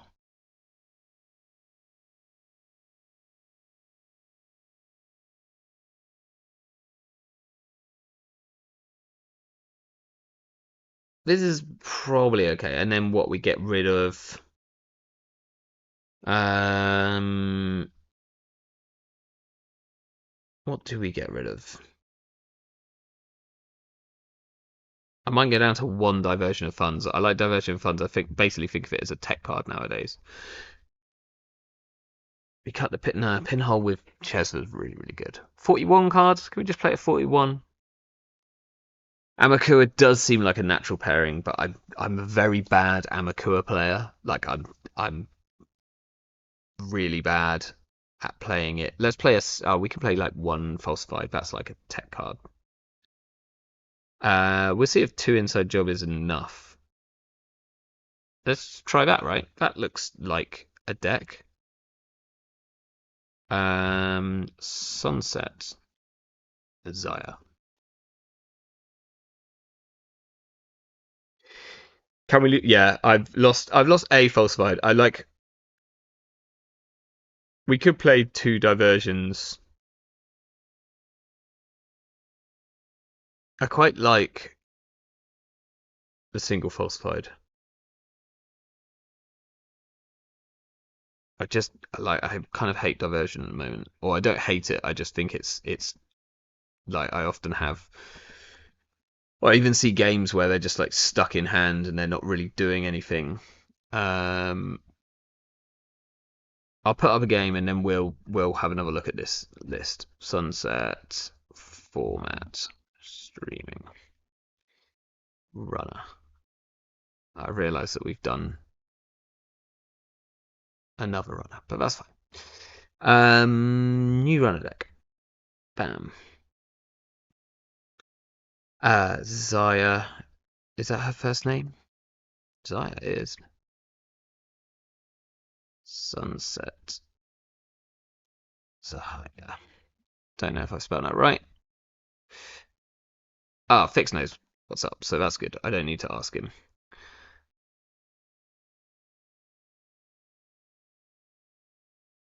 Okay. PD? That's a pretty good test. Kind of like this opening. Like, if we had a career fair, even better. I like having an inside job early.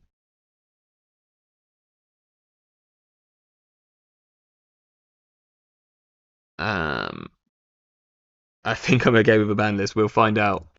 We will find out, Fix. Uh, you're not playing R plus, so that's a good start. I think we keep this. Like, a bit of draw would have been great, but I feel like we could get a lot of value out of this. And I like having the inside job early. Yeah, early leech as well. Like, there's. I mean, if they ice up. Oh, they do. Crim Respect. Okay, so that means we can kind of draw. Early Hermes is nice. Do we go? No, we can't now do this and run. So I'm going to draw again. Second Hermes. We could challenge HQ. I think I'm gonna. Hmm. Trash that means I can't gamble. So I'm not gonna.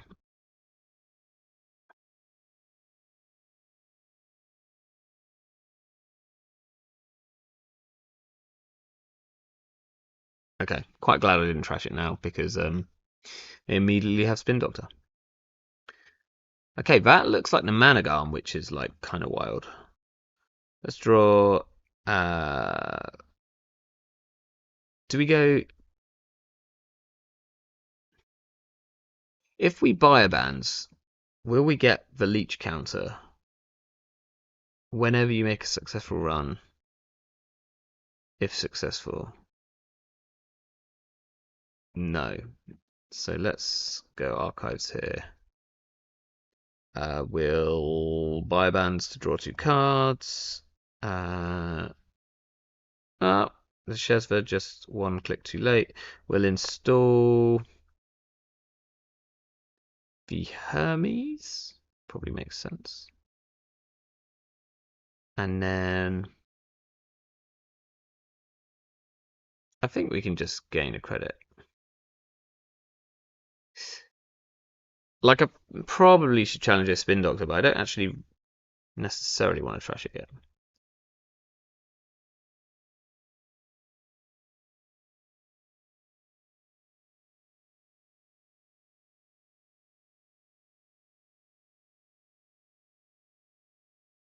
Okay, let's draw for a career fair.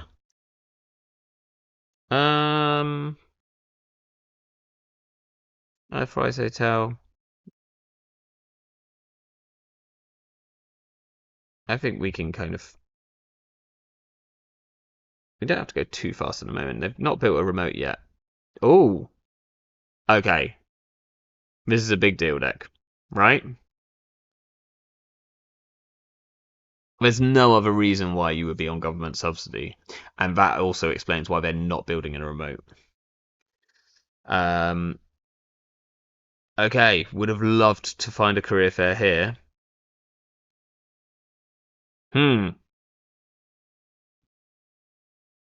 Interesting.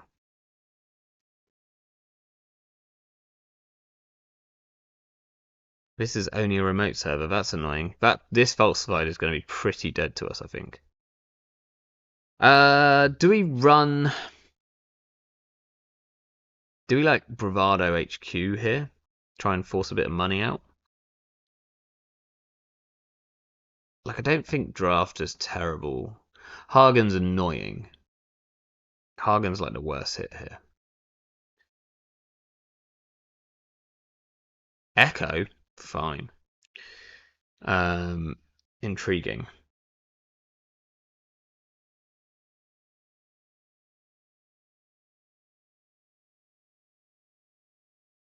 Let's just start getting a little bit of money here. I think they just iced up archives now, which is a bit of a shame.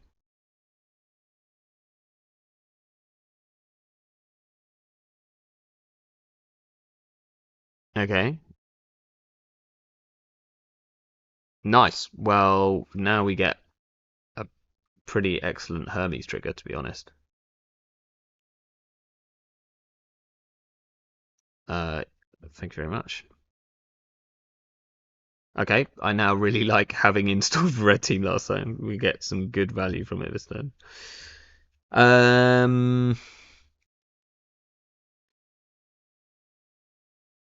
This is interesting.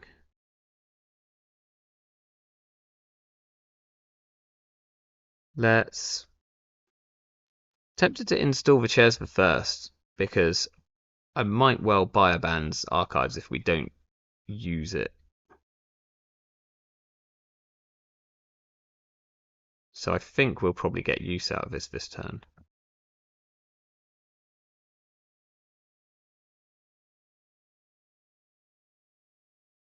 Leech, we see a Gov sub. We might as well game. We'll red team into archives just to get some money. There's some nightmare archives in there. I don't think I want to suffer a core at this point. That's interesting. And then we can just pinhole to get rid of, like, it forces them to use the spin doctor.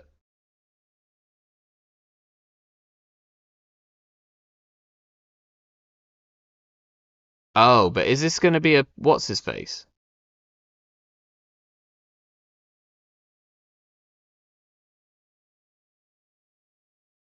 Okay, I'm going to give a brief pause.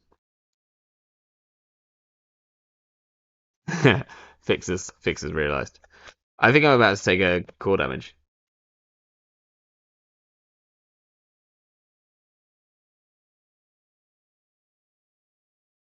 Go ahead.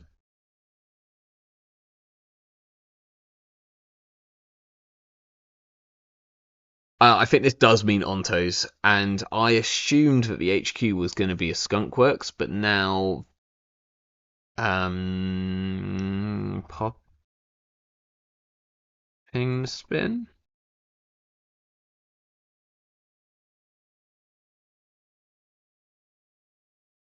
Now I'm worried that it's a Mr. Hendrick. Okay.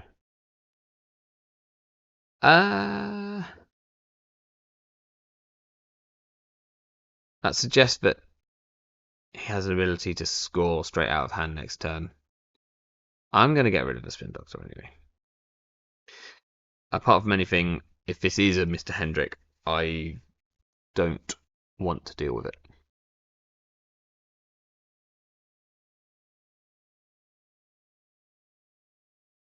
I think Fix is going to try and big deal out salvo testing. Okay, this is good. How do I best get benefit off this? So I can go twinning, install twinning, then I can buy a band's archives to install. Has it got a night mode? What's different? Is it just me? Is it just the way I'm streaming it? It looks normal to me.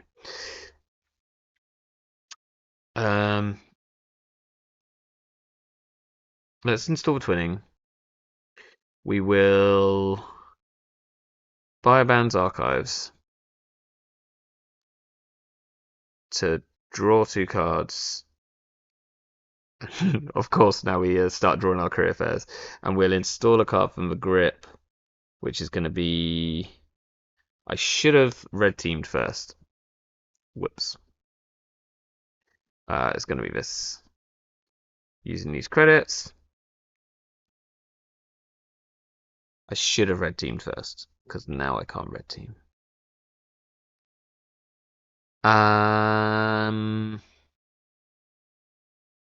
Just probably take 2 credits. Oh, NRDV. Oh, I see. I did not notice that either. We've got a career fair and we have no good targets for it. That's hilarious. I can't red team archives anymore. Do we just red team R&D? No, because this is going to end up being a bloop, isn't it? Which is going to suck.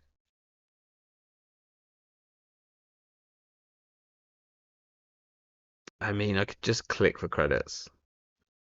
Doesn't feel great.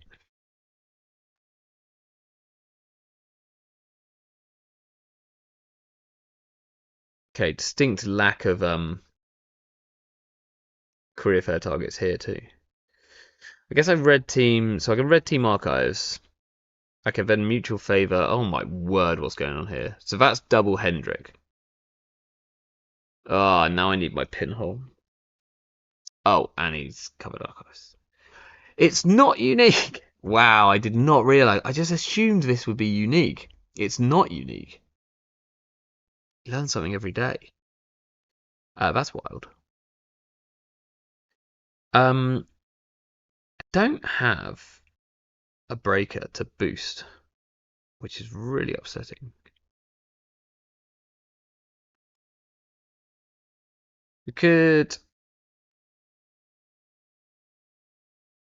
just get it from hand. So we can play Mutual Favor, install a Kurapira, run HQ to boost. It's not a great turn though, is it? So let's just maybe do a bit of a setup turn. So we do this, this. We might as well career fair down this red team.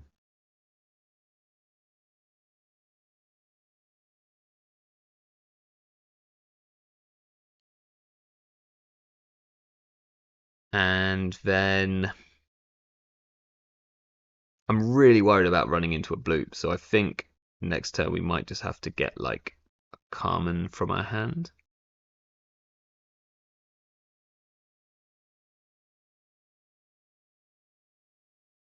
Oh, it's going to be so expensive to install though, without making a run. Do we inside job? No, doesn't make sense.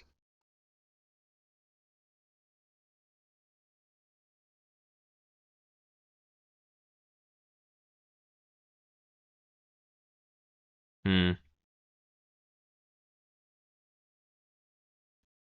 I need to see this netrunner DB.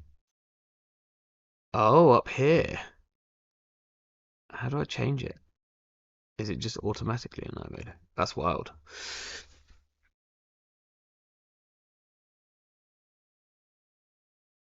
Okay. That's probably a Nightmare Archives. Might not be. Right. Now we really wish that these were daily casts, right? Like how are we getting in here? Let's draw one and find.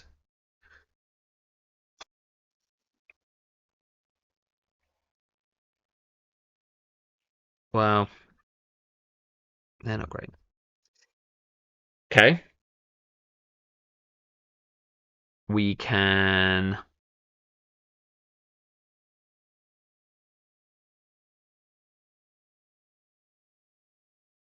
Let's draw again. That's fine. I think we just bravado this for a twin encounter and some money. I'd love to wait till next turn when we had another Mystic, but it's not going to happen. We'll just go into HQ and we'll bounce.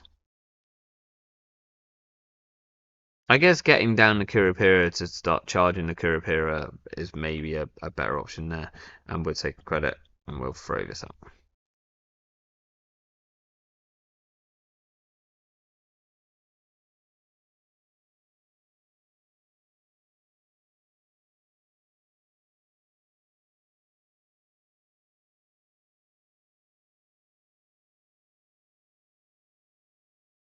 Well, this is not super fun. Maybe we should be playing like Flip Switch as our like bravado alternative. Because I would really love to face check this, but I'm genuinely scared about it being a bloop. Do we just do it anyway?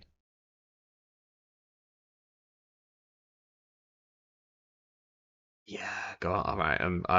it's just not a bloop, okay? It's not gonna be. See, it's just a wave. I don't know why I'm scared. Uh, what did they get? They got a tier. Oh yeah, I forgot we had Hermes. Well that fires. That's fine.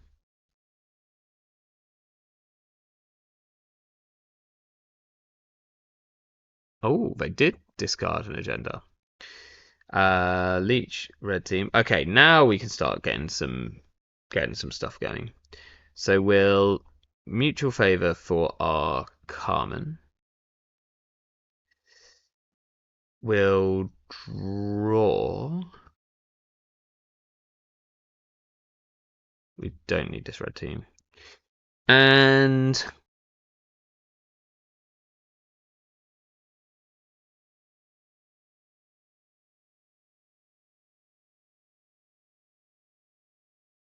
just take a credit.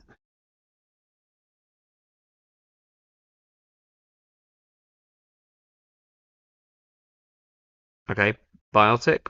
Makes sense. We get to bounce here. I think we bounce the inside ice on HQ. And then we may be inside job HQ.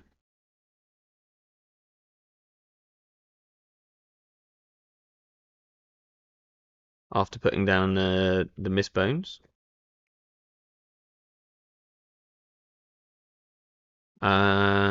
So let's put down the Miss Bones, and then we can inside job into HQ.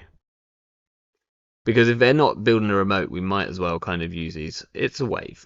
How nice. Happy New Year, dear Jane. Oh, we haven't got a Kurapira down. I thought we had a Kurapira down. That's hilarious.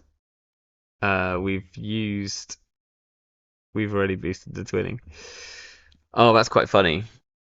I was like absolutely sure that we had that down.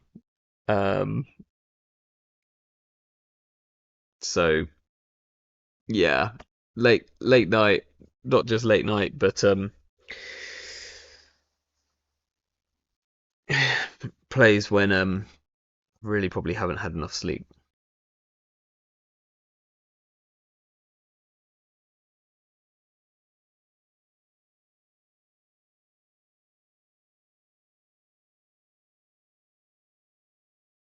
So much money. Like, can they big deal for a win yet? Not quite yet.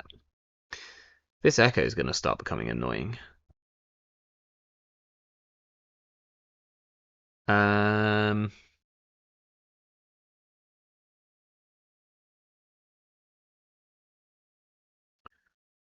Okay, where can we boost? Where can we get a counter from?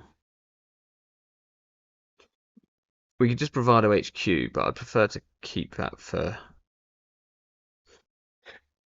a turn where we're going to get to do stuff.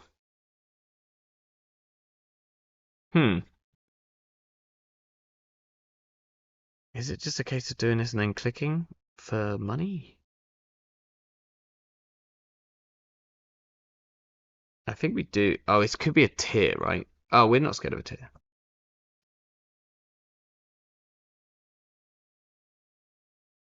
Unless this is a Mavirus. If this is exactly a Mavirus, I hadn't considered that.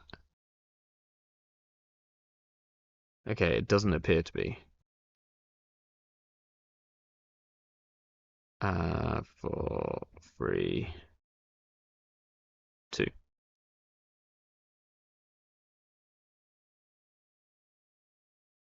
Okay, we at least know where their tier is. With this diversion is probably pretty dead now. But we can inside job past that tier, so that's quite good. We might try and do that next turn.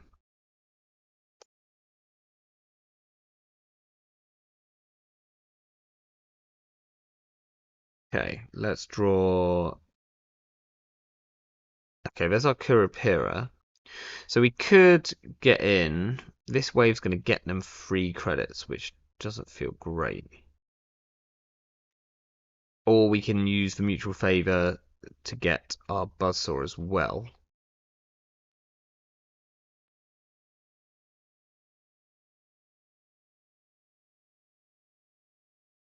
That's probably better because once we've got a buzzsaw, then we can start like farming archives. Although like picking up a load of nightmare archives, I would imagine.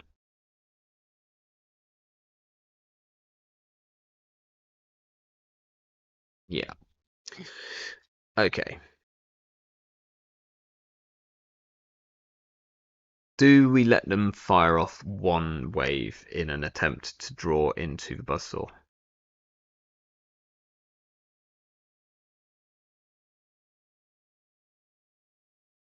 Let's run the spin doctor. See if they.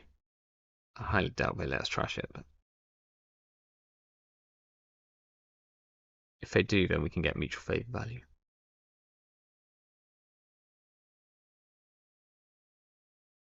I guess I should have. Oh no, because this is only on central runs, isn't it? I forget this. Uh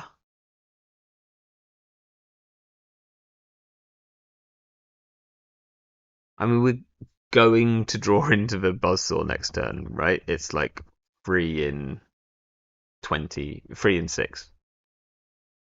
We're going to draw half of the deck and put one back.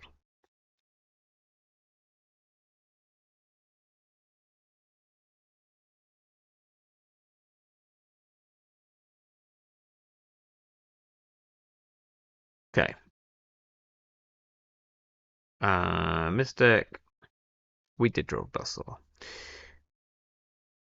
So our career fairs have been unfortunate for us. We do still have one red team which we could install with it. Doesn't feel great to do so. But the chairs fair is not good value. So I think we go HQ here, right? If we put down the buzzsaw and then we just inside job and we try and sweep a bit of HQ. This costs 3 credits, this costs 1 credit. We've got 2 here. That feels fine. Get to use some of these.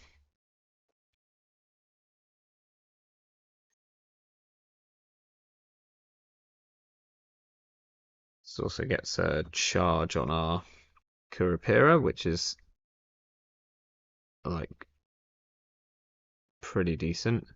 This is Mavirus, not Mavirus, this is Managon, that's fine. I think we take the 2 clicks here. There's a chance it's Ikora in here, right? I think we've got to take the 2 clicks, unfortunately. Do we have a Dockland somewhere? Where is the Dockland? Did we throw it back? We'll steal that. Will Hermes back this? We'll steal that. Will Hermes back this? And we see a Bran. We'll pay for each trash that. And we'll gain like 4 credits. Cool. Okay, we're finally up and running. It took us a little while. The tier's not too bad for us to deal with because we've got the leech. We probably red team. Maybe we go archives first. We definitely want this gamble. Probably want the Docklands. We've got a career fair in hand, so let's put the Docklands back. We have just swept. So let's smash one of these with a load of that money. And then we'll red team R&D. Feels okay.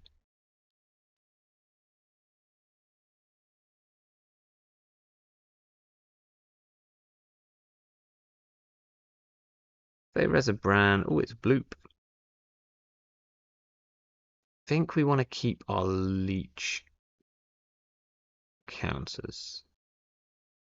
So there's only 5 to break. Or we use all 3 of the leech counters. think they're like actually more beneficial elsewhere.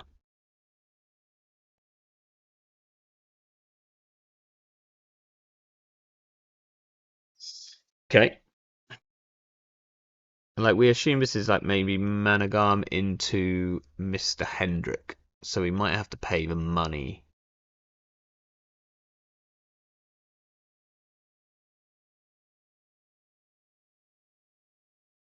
What I haven't seen like since MIC was released, I haven't seen decks which are kind of taking advantage of MIC and Mr. Hendrick to kind of rob a click.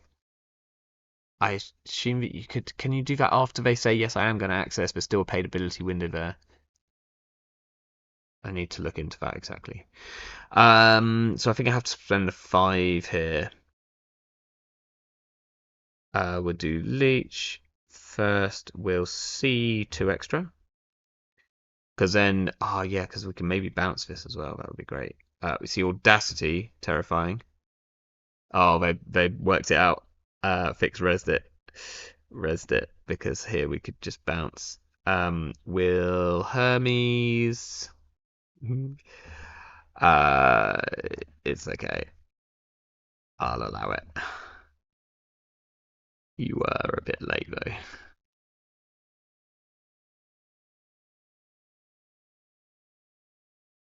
What are we gonna Hermes?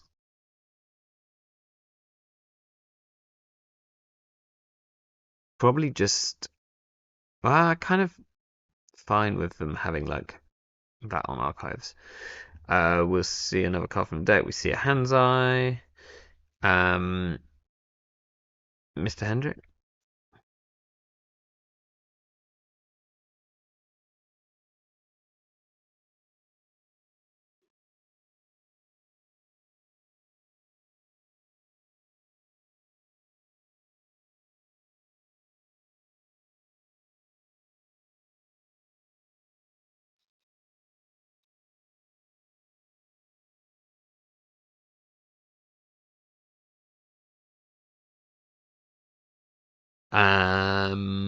We will lose our remaining clicks. There's nothing else we really want to do this turn, right? So I think losing the clicks is absolutely fine.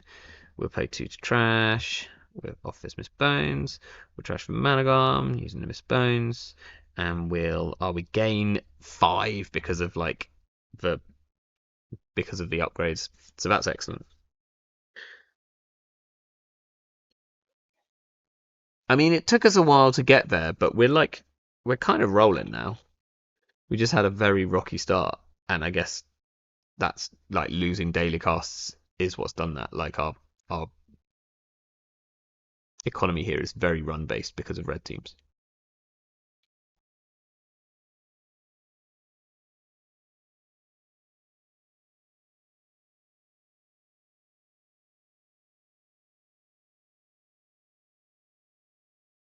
Alrighty.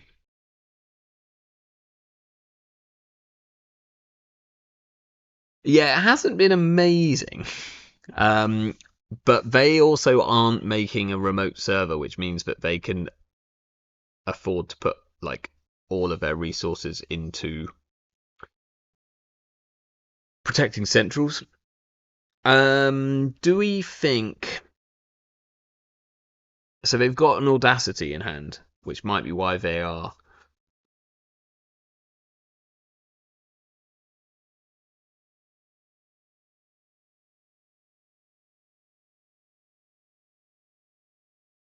Like we're kind of in a yeah. There's still definitely a luminal in the deck somewhere. So we could draw for the Docklands, put down the Docklands, or we could buy a band for the Docklands. We will definitely draw it.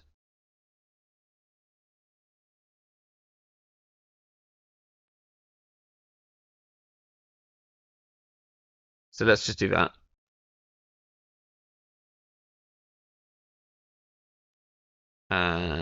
Leech, draw 2 cards. I think I should still draw them both anyway. Install a card. That'll be this one here. we'll use one of these credits here. What do we see in the bin? No leeches, no viruses, which is good. This currently costs not too much to get through. This one's a bit more annoying.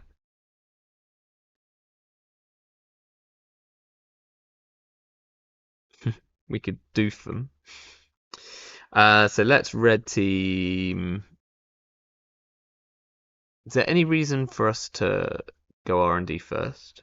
No.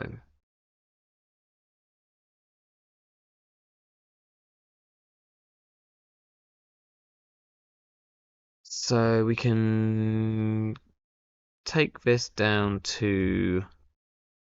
We can take it all the way down. Yeah, I think we do take it all the way down.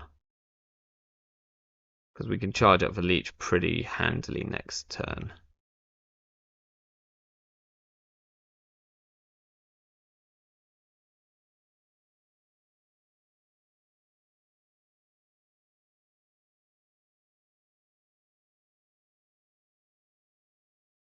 This is a red team run. Yes, it is. Thank goodness for that. We'll see some extra cards. We see a Bran. We see an MIC. We see a hedge fund. We see an ontological. So we do have ontologicals. Nothing to Hermes. We get a mystic dollar. We'll gain a ton of money back.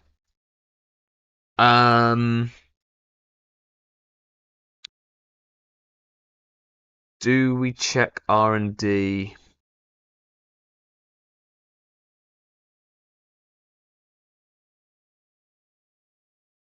We do it for realistically $2.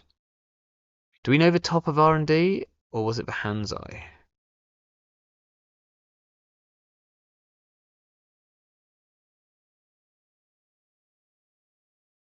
I think I'm going to check. I can't remember if it's the Hanzai or not, but I'm going to check the top of R&D.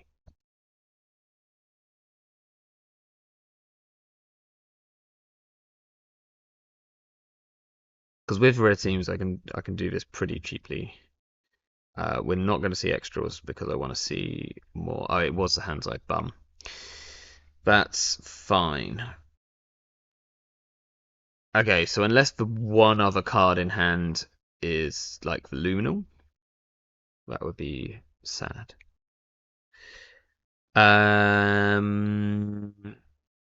So we red team R&D and we see like free cards. Seems okay. We might doof them.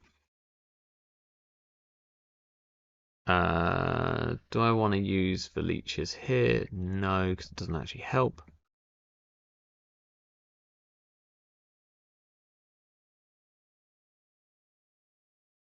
Ugh. I think I just suffer a core here, right? I kind of want to keep the doof because it's actually very mean. We steal an ontological for the win. Okay, so it's interesting. The red teams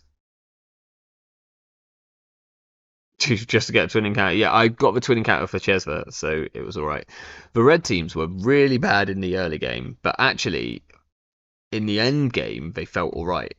Like once I was set up, and I think I was quite scared of face checking into a bloop really early because as soon as I saw that Fixer's resed an echo, I got a bit scared. So maybe I kind of want to try this again, and it felt all right. Like I've ended up with a ton of money. Had an audacity and ontological. Ooh. So actually taking that core damage was potentially game losing. I think if I don't win there, I play diversion of funds this turn to keep you off audacity. Um,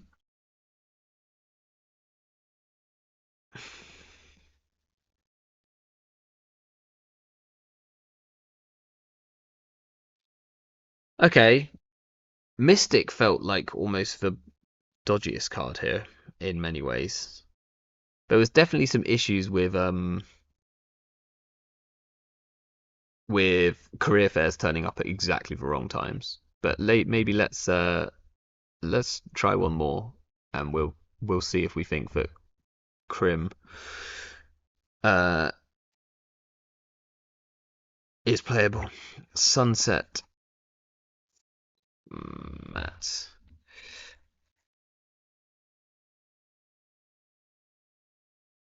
Are they running big deal?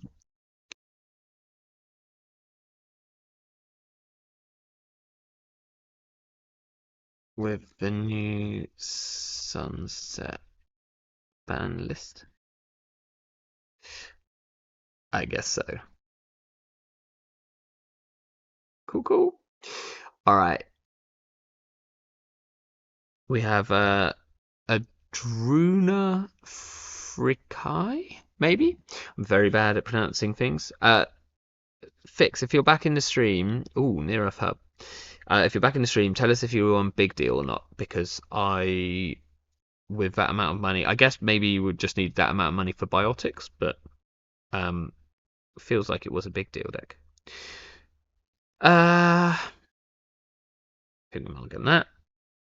Oh, our one Miss Bones and a Biobands in hand both feel pretty good. I'd love a bit more actual econ. Like this is a matchup where the red teams might be a lot better. Do we put down the Miss Bones and check these, or do we let them res them? Let's draw.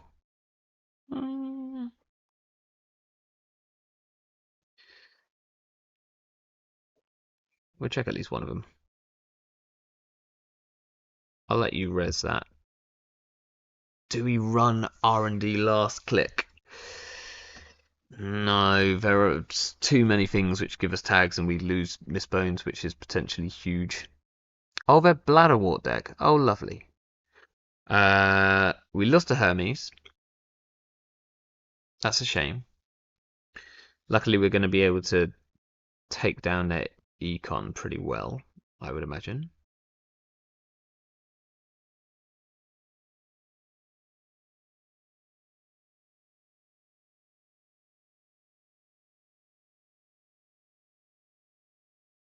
Would Taka be better than Mystic?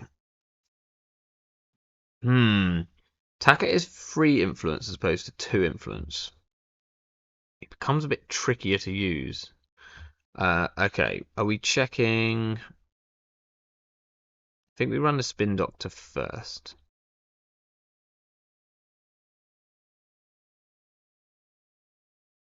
Then we'll run one of these. I hope it's not a Behold. We'll get rid of that Bladderwort. We'll run this one here and get rid of this. And we'll draw a card. Oh, a gamble. That's nice. Yeah, Taka's interesting because it's. I don't think it. Ooh. Oh, brutal. I don't think it would because Shezva is kind of doing that job, right? So if we want to charge twinning through running, then we've got Chesva to do that. Let's do that. I think we buy a bands here, probably for the draw, remove a tag.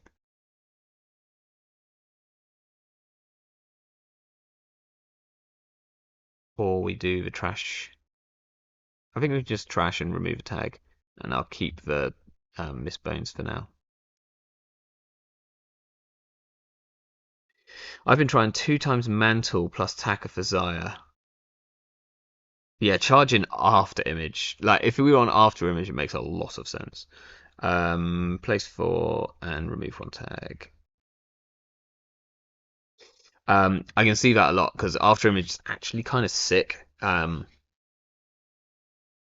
If you get it going, like there's some problematic sentries right now. People are playing big sentries all of a sudden, and if you're on after image, you kind of eat through them very quickly. Plus, I do love the mantle option because you can charge it on the off turn, which always feels great. Okay, we've got 0 Zaya value so far, which feels a bit rough, but there we go. Let's draw one. That's nice. We'd love a career fair to get that down. Dodging Stavka Hafren, yeah, exactly. DBS. I'm not going to trash that yet. I'm going to let them go poor. Armani Sinai, I hate with a passion. No, I'm going to get rid of it.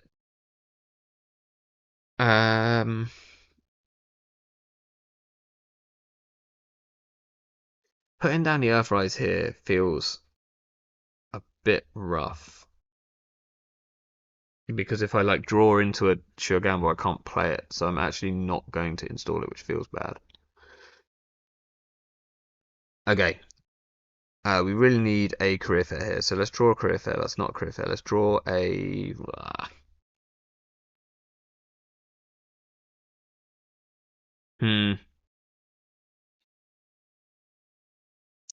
Okay.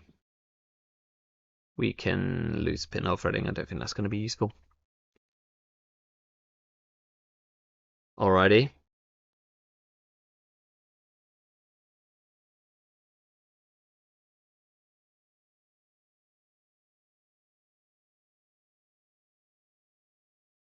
So assuming this is like a canal type build. Wow, still no career fair, hey?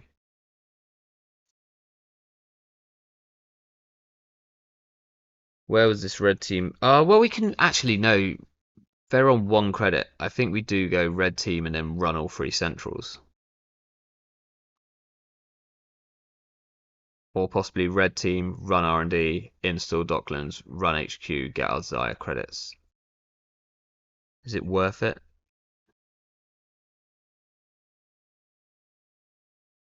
No, I think we just sort of smash.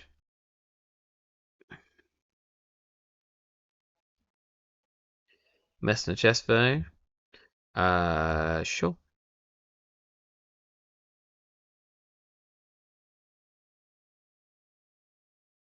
Self-growth. What are we throwing out? We can probably throw out this leech, right? Then, or is there a chance they're on draft? Actually, no, we need the leech because they're on Messner Chesvo. We can probably throw out a mutual favour, so let's just go archives and get as much value off this as possible for our mutual favour.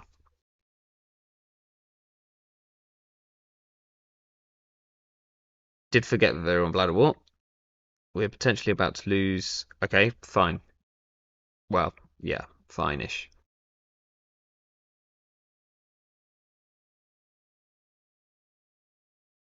Rig Shooter in Sunset becomes a bit meaner. It becomes a lot meaner. A lot meaner. So Rig Shooter in Sunset, I mean, I'm a big fan of Rig Shooter anyway.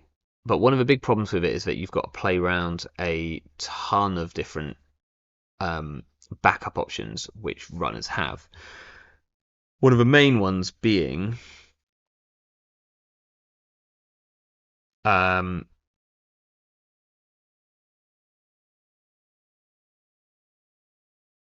interesting. One of the main ones being like Boomerang. Well, one of the 2 main ones being Boomerang and Bankar. They both can be like very problematic. Okay, we have a tag. That's fine. We'll let that fire. So we now probably go HQ. We could float the tag. They've got self-growth. If they self-growth our Earthrise, I'm not upset about it.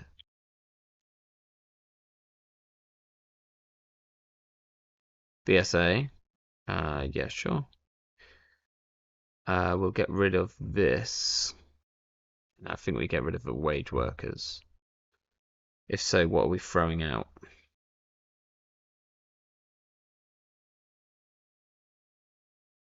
Should have potentially put down Docklands before I ran HQ.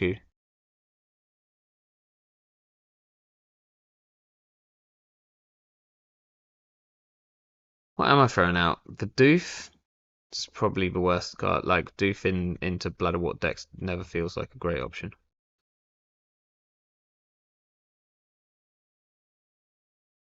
See if we can draw into Biobands to clear. Ooh, uh-oh.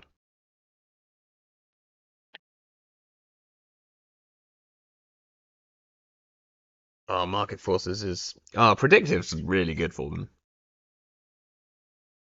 Yeah. There's the Let's Float a Tag punish.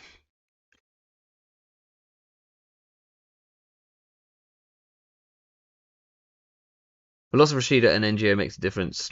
R+, yeah, huge.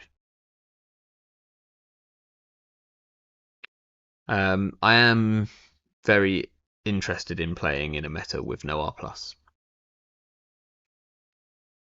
But just because I said earlier, like I get really tilted by it for some reason, or maybe for obvious reasons, I'm not sure.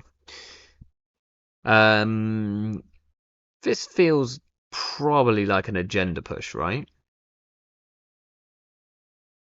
So maybe we inside job it.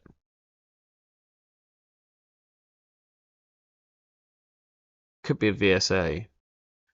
In which case we've wasted an inside job. That's interesting.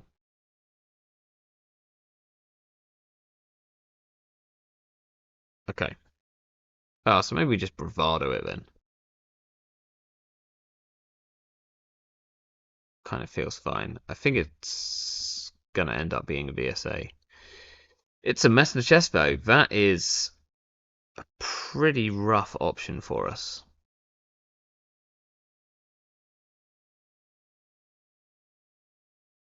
We can get in there. Is there any chance they can score whatever it is next turn?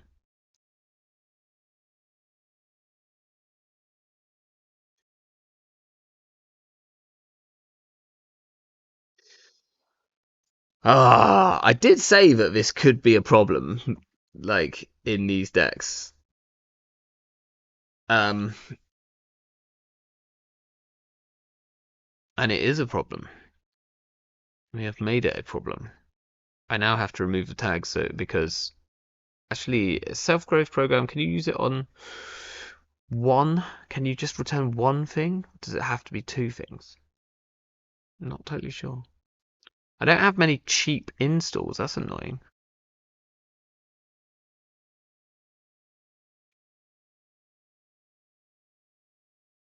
I'm just going to gain a credit. If they want a self-growth single Docklands, I think that I'm okay with that.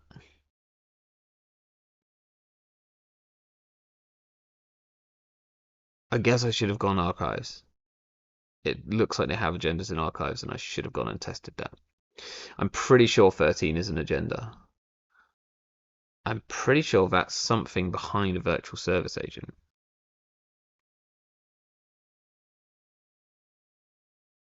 Which is interesting.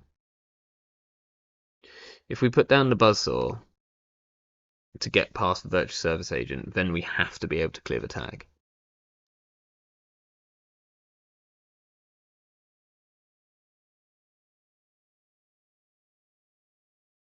Ugh.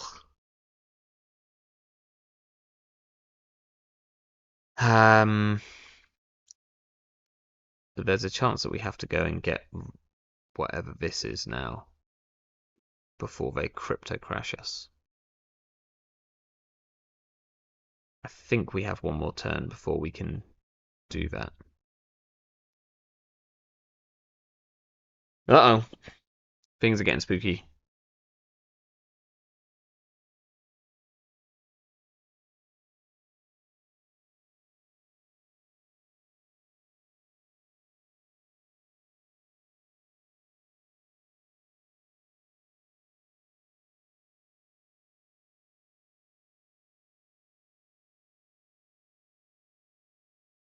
Okay, do we look for an Amani Sanai and then inside job here? Because now we have to go and get whatever this is.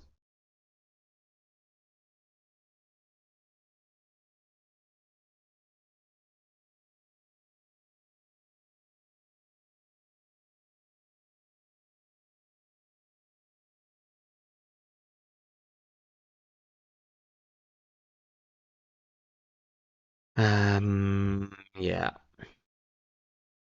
can't let you go scoring those out.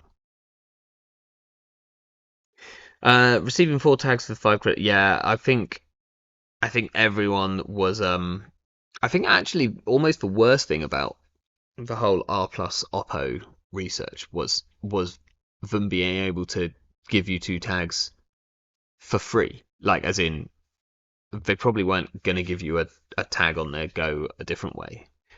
And like yeah, being able to do it, give you the full 4 when they're at low is like significant.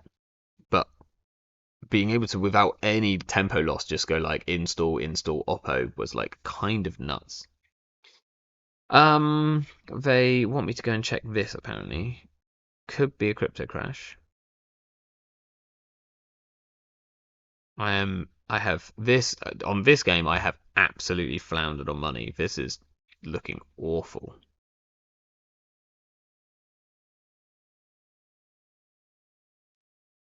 Hmm.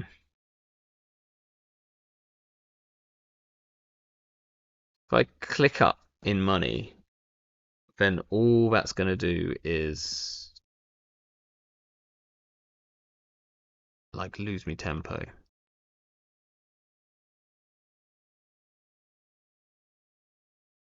As in, if they then score out a crypto crash, right, there's an Oppo in hand, there's a green mill. Are we stealing this?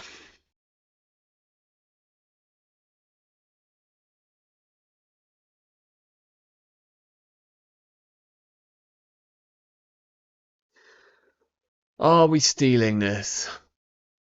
We get Oppo'd next turn if we do. Let's try archives.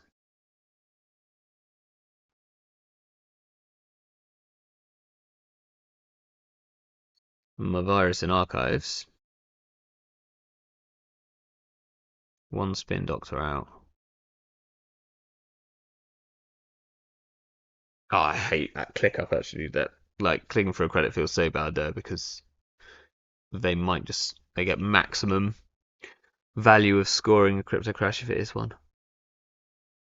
Diogene, I think they should have tried banning Hashiko in Sunset. Interesting. It would have been the place to do it, wouldn't it? Maybe they feel like they're already hitting Anarch. I mean, they're hitting Anarch hard, but it's still like I feel like it's still pretty strong.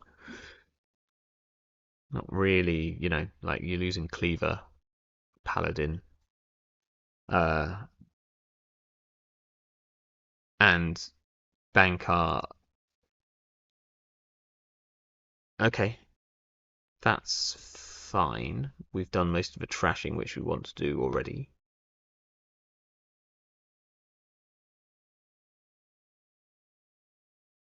Hmm.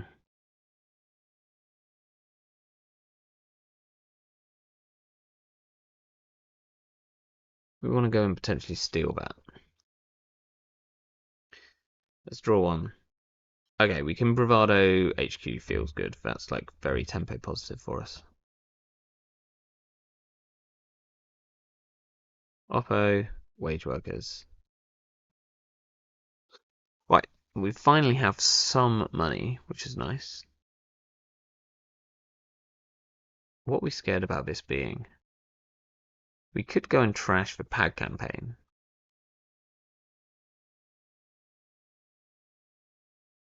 Very hard for them then to do. I guess maybe we trash the wage workers. There's another one in hand.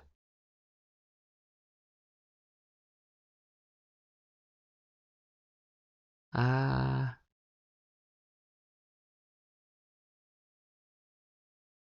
I really want a career fair to put this Earthrise down with. I'm going to draw once for a career fair. Yes. Okay, fine. I think Bankar was one of the main reasons to play Hashiko. That's an interesting take. I'm not sure I agree with it, but let's get to that in a second. So I think she's probably a lot more in line with other runners in Sunset than otherwise, especially without Paladin. Um, I've seen people moving away from Bankar in Hashiko recently. I know what you mean. Like certainly big Hashiko, obviously like big Hashiko. It's like a little bit different. Um, big Hashiko often got a lot of value out of Paladin as well.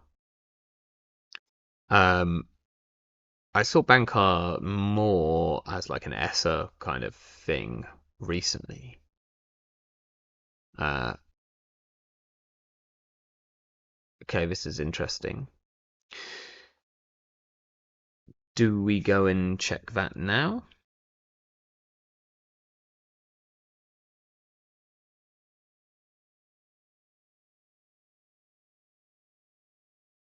We might go and check it now.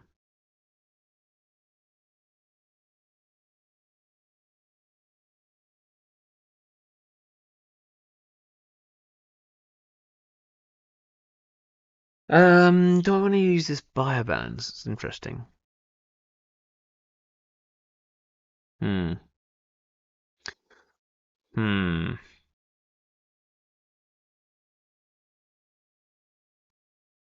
I think I'm gonna run HQ.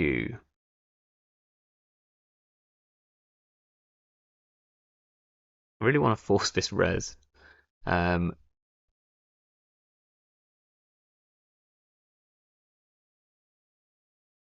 card drawing, converting to easier runs by banker. Yeah, it's definitely good in Hashiko. 2 oppos in hand. Sure.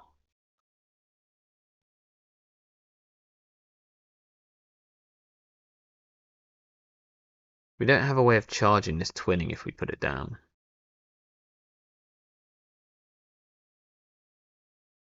They could fully oppo us. But it's like all their money if they do. Okay, I'm just gonna go serve 13 because I think it's an agenda and I think they've been waiting for a point where they can score it. Yeah, and Reza and Armani, so that makes sense. Oh, I mean, I think we have to steal this now. Sure, we'll get rid of these 2.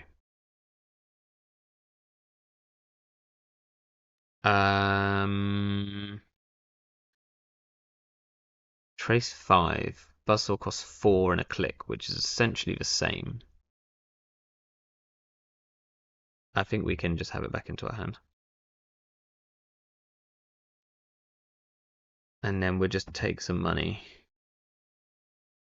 Yeah, so this is like exactly the type of deck which I feel like Degree Mill can be as good, probably not quite as good as Bologna, but it's like definitely it's still, well, I mean, look at our board state, it's ridiculous. We have none. I mean, I guess that's a very criminal board state, but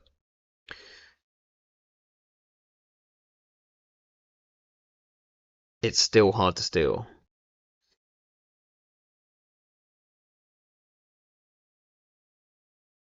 And I think we're only in this game because of the super early missed bones.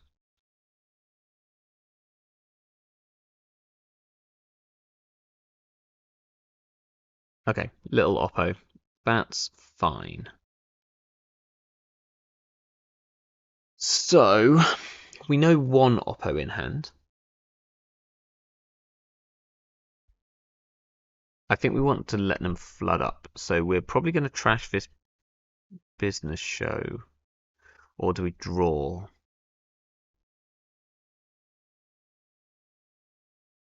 I definitely think we need to get rid of the business show. So let's do that.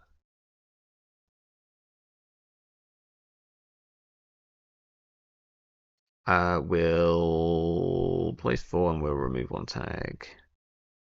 We'll trash that. We're going to check server 20.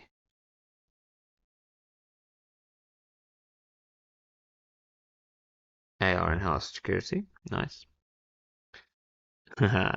We have nothing for them to bounce with Armani. We're at 6. We could run HQ. Oh no, we've how have we got a tag? Oh, because we trashed something. Oh no. Whoops. Maybe I could have floated one tag there, but I'm a bit worried about like gaslight into market forces.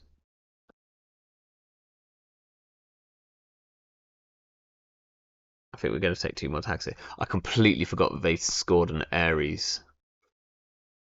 Yeah, that's pretty mean.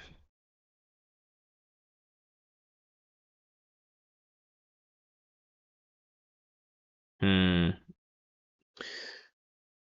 Getting a bit sketchy now. Okay, let's draw. Let's draw. Just double gamble. It's probably fine. Puts us at a point where I guess running HQ there would have been sensible.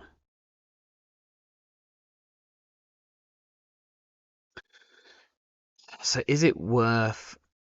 Oh, we're down to like 9 cards in stack. I'm going to start checking R&D. I'm going to get down to Kurapira and just start checking. I might check these servers first.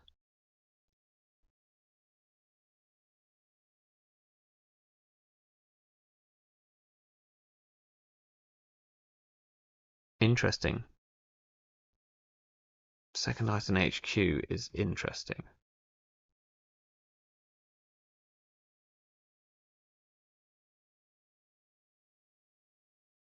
I should draw first. What am I drawing for? Not a dirty laundry. I'm drawing for one copy of Bravado or a red team. That's so good at this game. um, Hello, Axu. Happy New Year. Um,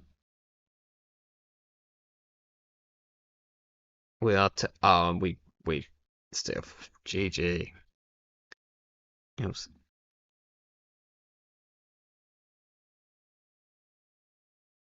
That's a nice idea to make. Um, Degree mill really hard for the runner. Yeah, that's a true criminal board state right there. I mean,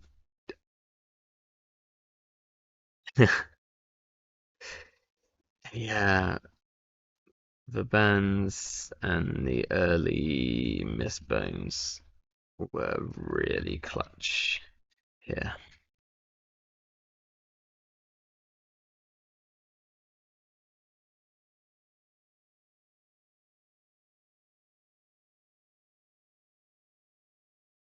Nice. It makes a lot of sense. And turns a self-growth program into significant tag punishment.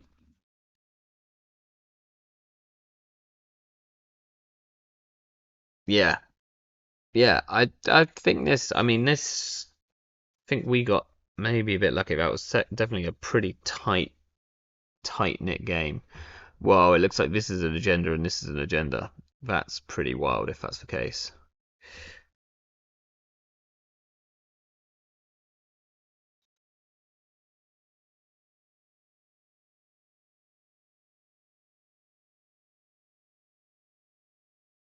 Gotcha.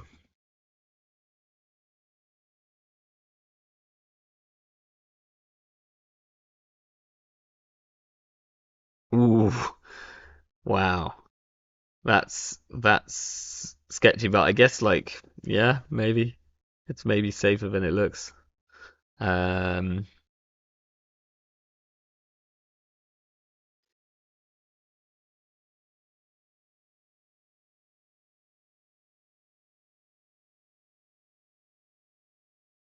Kind of wild. Yeah, I dig it. Okay. Yeah, they do have to be somewhere. Like we were really down to uh, to R&D running very, very thin. Um, I think the Messner Chesfo was like, this is an annoying piece of ice, really hard. It's sunset. Yeah, actually, we're trying it out. I was trying some good stuff crim because you know I'm such a good stuff crim player. Um, it kind of worked. We had just enough money. We kind of thought we were going to be super, super poor. We made it work. The red teams, actually, the red team in that we played like one red team in that game, but it was really quite significant. We managed to fire it off on all three runs on in one turn, so that felt pretty good. Um, yeah, it's like it felt kind of fair. Yeah, you could just play mulch. So one thing, and I'd say this before I probably go to bed and pass out. Um, this list doesn't really hit in any way the sort of the loo decks and the mulch decks. Like some of them were experimenting with SMCs. Most of them didn't even have daily laundries. They didn't have daily casts. They were playing Cleaver, but like they rarely even install it. You know, like they can just switch to Corroder or whatever they want. Uh, some of them had like one paladin, maybe two in like the early mulch ones, I think. But they can do without. I know plenty of people who've been playing the loot deck without paladin. I've seen lots of people experimenting with the loot deck with boomerangs, so like that's definitely a thing. But I think that probably remains a very, very like if you wanted to just take a deck which is currently very strong and just port it into Sunset with basically no changes, then you kind of play Mulch Loop. Very, very easy. Um, but yeah, I think look at. I'm gonna look. There's a few things as well, actually, like Cleaver. We should possibly. I just want to briefly talk about Cleaver before I disappear because it does with Cleaver gone. It makes a couple of ice which were like pretty unplayable currently playable again. Which I definitely am interested um in looking at. And the one in particular is like a new piece of ice, and it's like pretty bad. But maybe it suddenly sees like some more play, and that piece of ice is I can't remember what it's called. I'll find it though. Maskarovka. So this is like actually like a pretty okay, you know, you res it for 1 credit in terms of the face check, and then as long as the runner's on any breaker that isn't cleaver, then this feels okay. It's like 2 3 credits to fully break it with Corroder, I think, and it's 4 credits to fully break it with Kurapira, and I don't know how much it is to break it with a Gauss that you haven't just installed, probably about 10 million. Um, but this is like possibly okay now. Like you might almost want to play Maskarovka over Sandstone in some builds if Cleaver's not around. I don't know if that is the case, but it would be interesting. Um, Eli 1.0 can probably like come back out the binder. This ice hasn't seen play. I guess you're still probably playing Bran over it, right? That's just the issue. Like Bran fits this slot a lot better. Um, but yeah, I'd think I'd be keen to try Maskarovka in Rushov over Sandstone as well. Because if there's ever a Lamb meta Maskarovka, yeah, I mean, what is it? Is it like 5 to break it with Lamb? Because Lamb would be you'd need to boost it unless you've got like a leech hand or something. So yeah, that would be horrendous. Would you play Massacre over Arquette? It really depends on the build because I really like Arquette has some real cool synergy as long as you are doing other stuff with it and you're playing something like wall to wall or a way of boosting it, because it's like quite bad when it's not been like fully boosted. But when it has been fully boosted, the fact that it protects itself against Hippo, it also now protects itself against giving Kurapira a counter, means that Aka is like pretty good. Um,